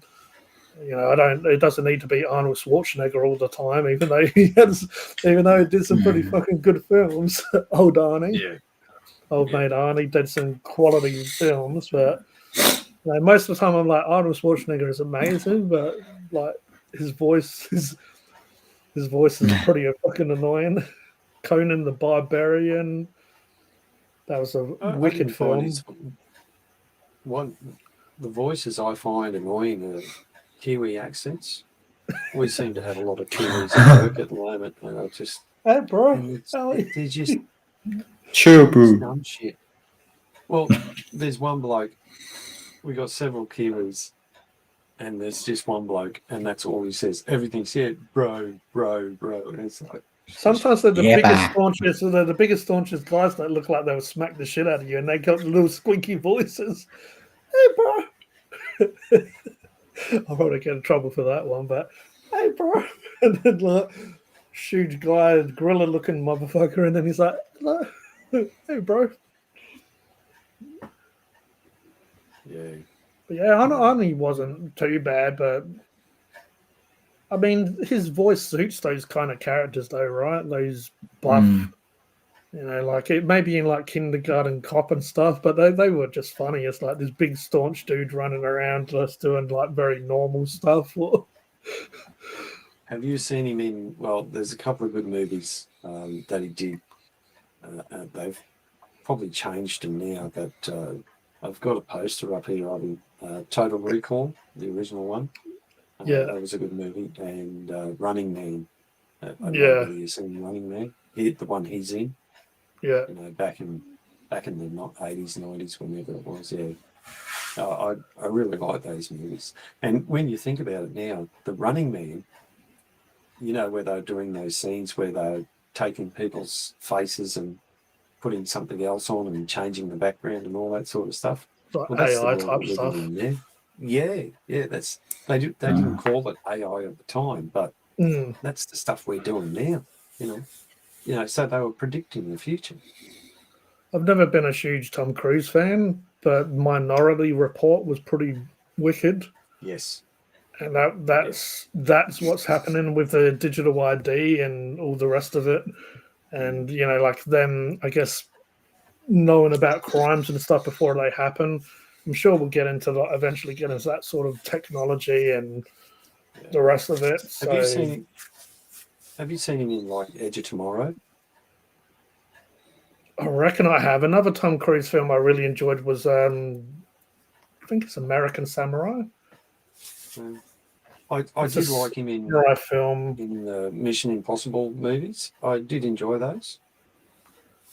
Yeah, I know a lot of people love them. I just kind of stopped watching them after about one. But I mean, yeah, I don't say I love them, but I enjoyed them.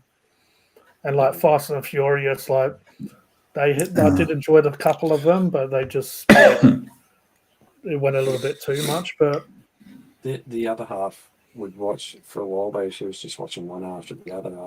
Fast and Furious. One or two, I did watch, but at the end of the day, Fast and Furious is almost the same over and over again.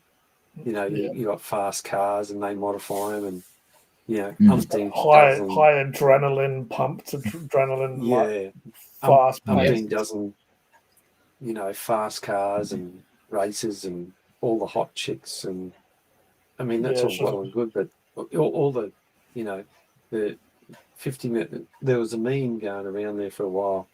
Standard car gearbox, had a gear lever with five positions, and the Fast and Furious gearbox was about 10 or 15 positions.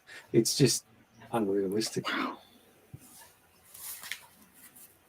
Yeah, just like some of the heists and stuff they do when it's getting to the point it's high risk and high movement and stuff, and then just pretty much everyone lives happily ever after at the end. This is just like, if that was real, pretty much most of them would be dead or whatever. Yeah. It's just that I guess some people like that sort of entertainment. Yeah,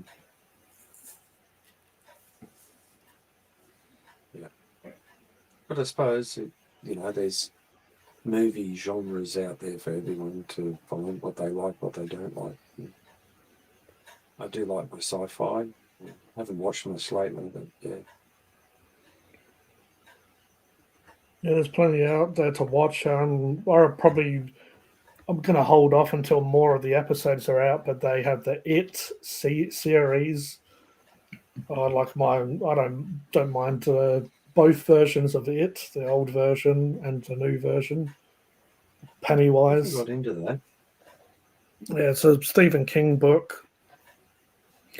I guess without spoiling it too much, it's like a kind of like it's like an entity that almost like is everywhere and can kind of become anything in a way. But one of the manifestations are Pennywise the dancing clown, and obviously it feeds on kids. It feeds on the energy of kids. So obviously, being a clown can like influence kids by like being all jovial, like I'm a clown, and then that's why he like can bring the kids into like and feed off them eventually.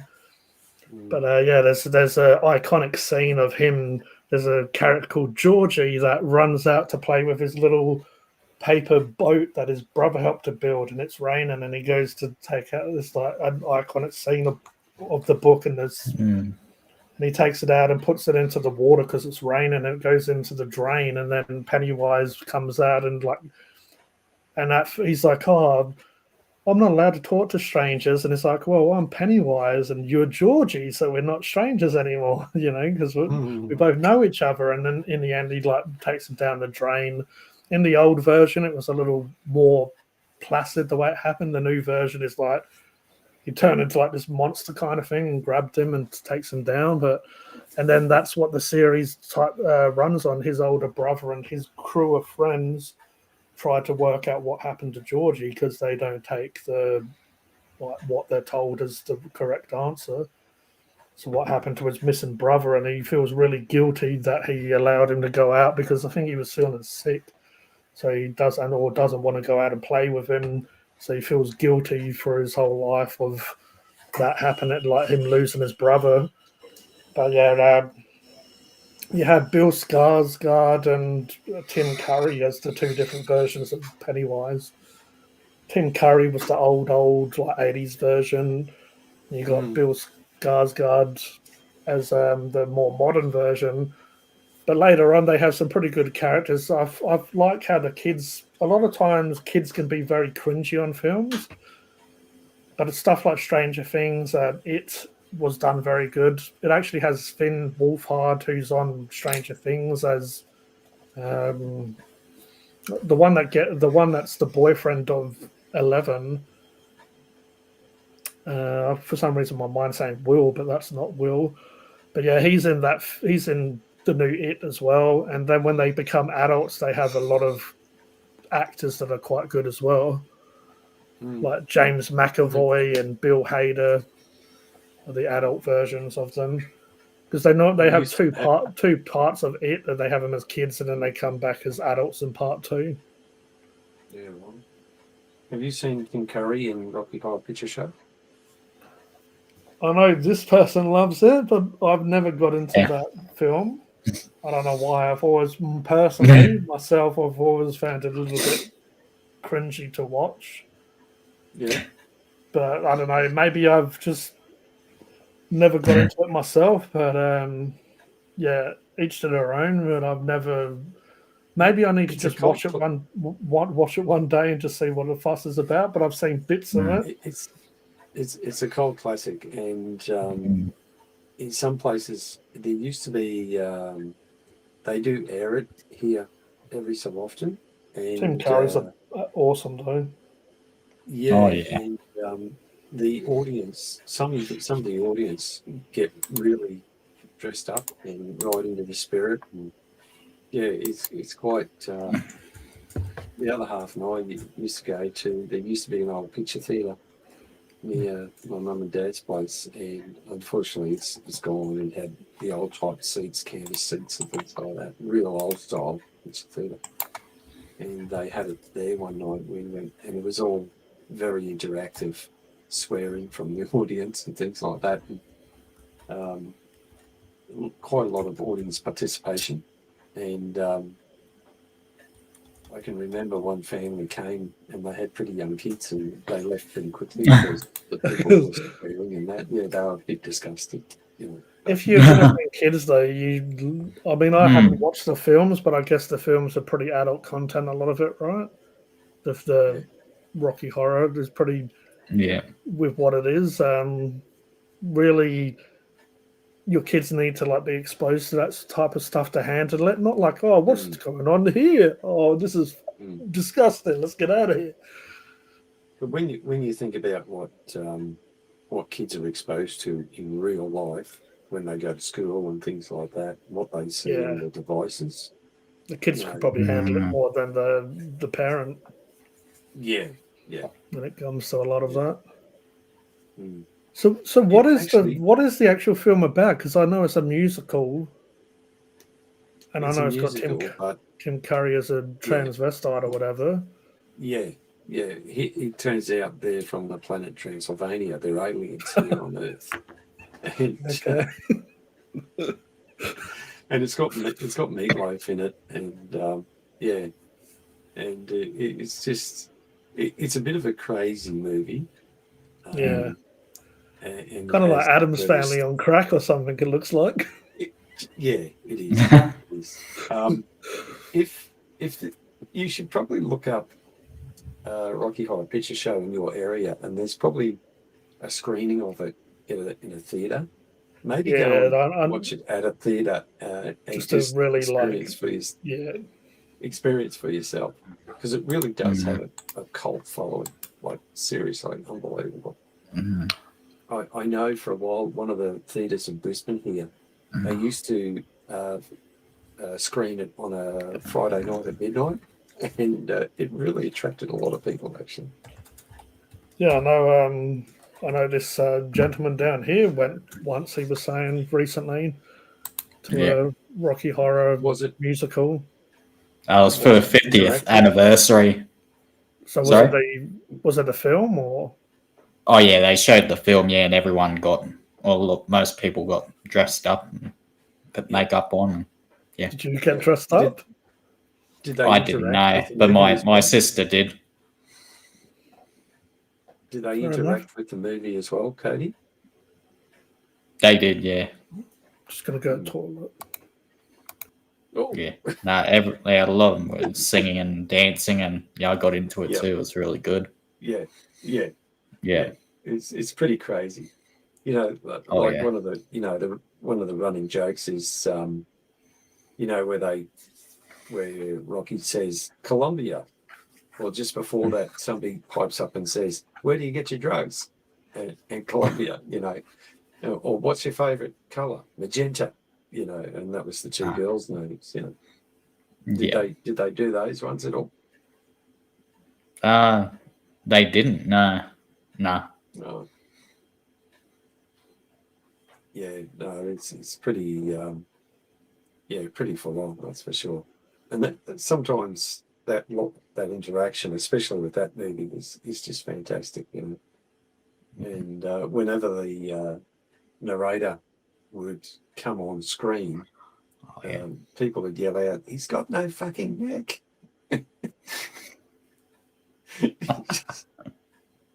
Yeah. He's got no what neck? Yeah, he's got no fucking neck. Yeah. I'd highly encourage you to try and taking a live version of it, or a screening, if possible, because it's a lot. I haven't really got to ever a musical or nothing like that. Yeah, no. Even just a screening of the movie where Cody went to, and people dress up as like a lot of the characters out of the movie. Yeah. And sometimes I feel if you go to a cinema, the surround sound and stuff really it makes it more enjoyable. It makes you feel like you're focused on it more. Yeah. Have you watched Cluedo? Cluedo, no. A movie called Cluedo. Tim Curry is in it. It's a murder mystery. Yeah. It was done in the 80s. It's a bit of a gas. And I was just watching something on YouTube the other night with Tim Curry, and he's had a couple of strokes or a stroke or something like that. He's in a wheelchair now, but he's still very much he's still very comical. Yeah, even though he's incapacitated in a lot of ways. He's he's kind of like a Stephen Hawkins when it comes to his capabilities these days. But he's still still the same person. cool. And see, a lot of the characters at a Rocky Horror Picture Show, like Barry Bostwick, he was in that that TV series out of America that was quite popular. I just forget. And even, well, Susan Sarandon was in, she was Janet in Rocky Horror Picture Show, you know. That's, yeah, so it really is. Yeah, take the time to watch it. It really is. Maybe we might do a live screen, you know, a live one. Yeah, good. I'll be the noob this time. I'll be the what's going on here? What's happening? Like, what the fuck? Yeah, sometimes you do need the right person to watch stuff with as well. Like you watch it by yourself, yeah, you can get distracted. Some people just don't like stuff, but yeah, if someone really loves something and you watch it, you can kind of tell by like feed off their energy of what's good about it and stuff. Especially nowadays with, you know, we got these. Yeah, it's too easy just to get distracted. Yeah. Yeah. Or if you're not interested, you don't even watch it for a half an hour. I mean, I really love the Terrifier these days. They're doing the fourth one next year, and just and just they're over the top gore horror films and just a little bit silly. But yeah, they're to me really just fun, and it's like they're trying to redo like the 80s horrors, like the old slasher films, but they're more like the old slasher films than the new slasher films are. Yeah.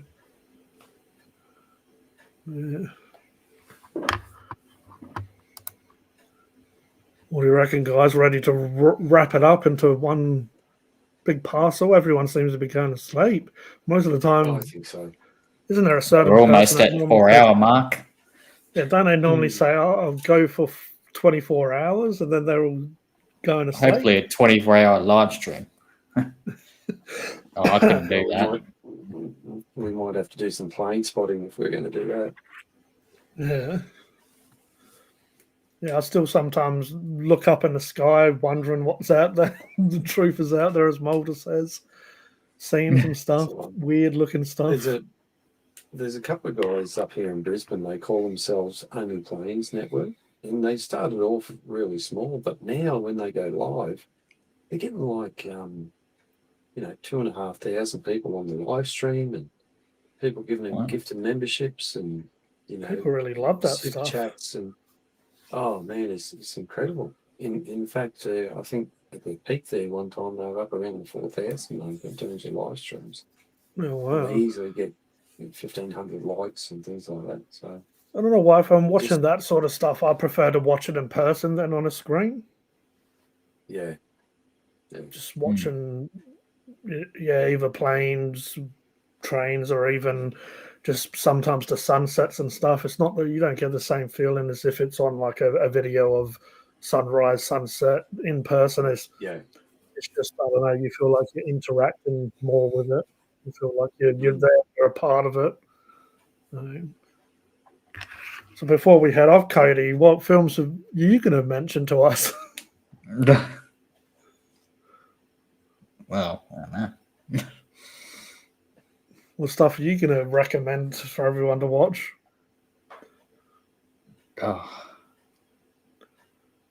I'd say, it's people might not like it. It's a bit whatever. But yeah, Toxic Avenger, the one with Peter Dinklage, is really ridiculous, but kind of good enough. Like the story is fun enough to watch, to enjoy. But yeah, that's what I've seen recently, or Alien Earth. You haven't been watching films lately, Cody? What have you been doing? Plus, I don't really go to the cinema all that often either, really. So, yeah, I might go there and see the new Predator film. Yeah. The new Predator film. It kind of ties the franchise with the Alien franchise a bit. as well by having androids in it, which are very Alien franchise. I haven't seen. I don't think I've watched Alien versus Predator yet. I probably should watch that. They're pretty good, but they are a little bit, testosterone, like high action Yeah. fighting. But sometimes that's good. I mean, who doesn't want to see a Predator fight a Xenomorph? Mm. Some of them just get sliced and diced, and then you get the more smarter ones that can hold up against a Predator with all of their technology. Just the alien without any of his technology is just using its own body. There's a few cool things in. I reckon there's 2 of them, Alien vs Predator. I reckon the second was Requiem. They have a few things that are. It's kind of just fan service, but also you kind of love to see it. Like it is kind of stuff, just that the fans would want to see. They kind of doing it for you, but there's some stuff in there that would definitely make you get moist, as the kids say. Mm.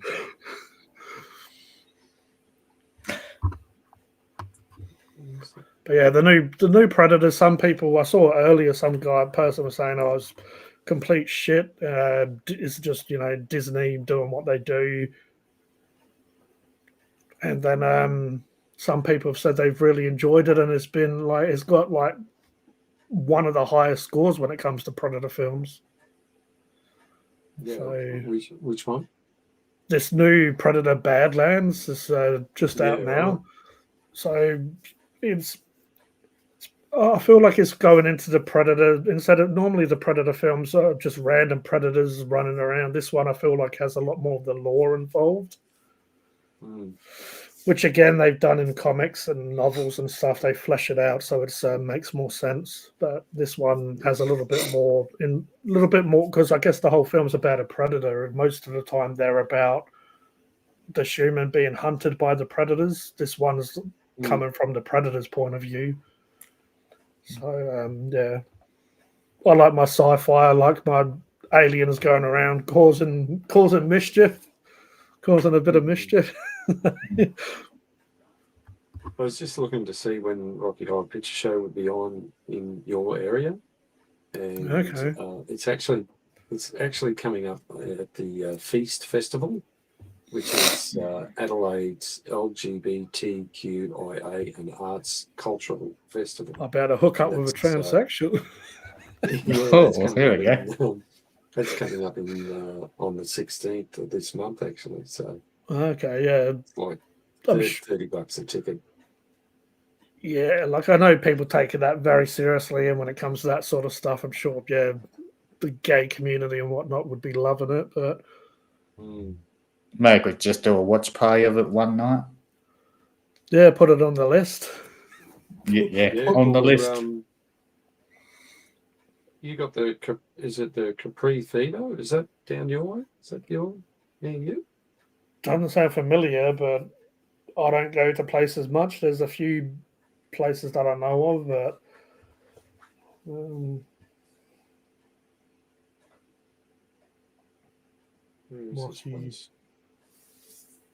I'll put Adelaide.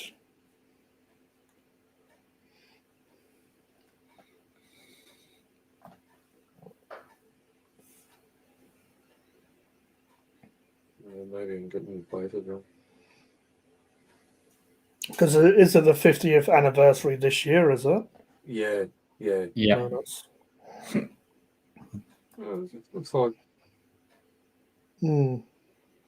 Capri Theatre. Yeah. Goodwood, South Australia. Oh, you get some good wood down there, apparently.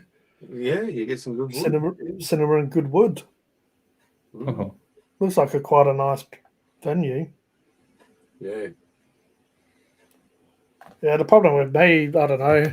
I'm sure I'll enjoy it and just I'm like, I'll bring on the. Is there any gore and stuff in that? No. It's a horror. So it's a horror picture show, but not very horror. Well, it's horror in terms of dressing up and like spooky. There is a bit of gore in it. It's like gothic and stuff as well, isn't it? Like gothic. Yeah, it was back in the, I suppose you'd call it steampunk when it wasn't steampunk sort of thing. Because when it comes to musicals, I didn't mind. What's his name? Sweeney Todd with Johnny Depp, but that's because I kind of like the story. Yeah. I like Johnny Depp and most stuff, and Tim Burton, and I probably would have preferred it without the singing, or would have preferred it without singing. So, and yeah, stuff. same. Yeah. You know, like it was a good film, good gore, good acting, but yeah, sometimes the singing just threw me off.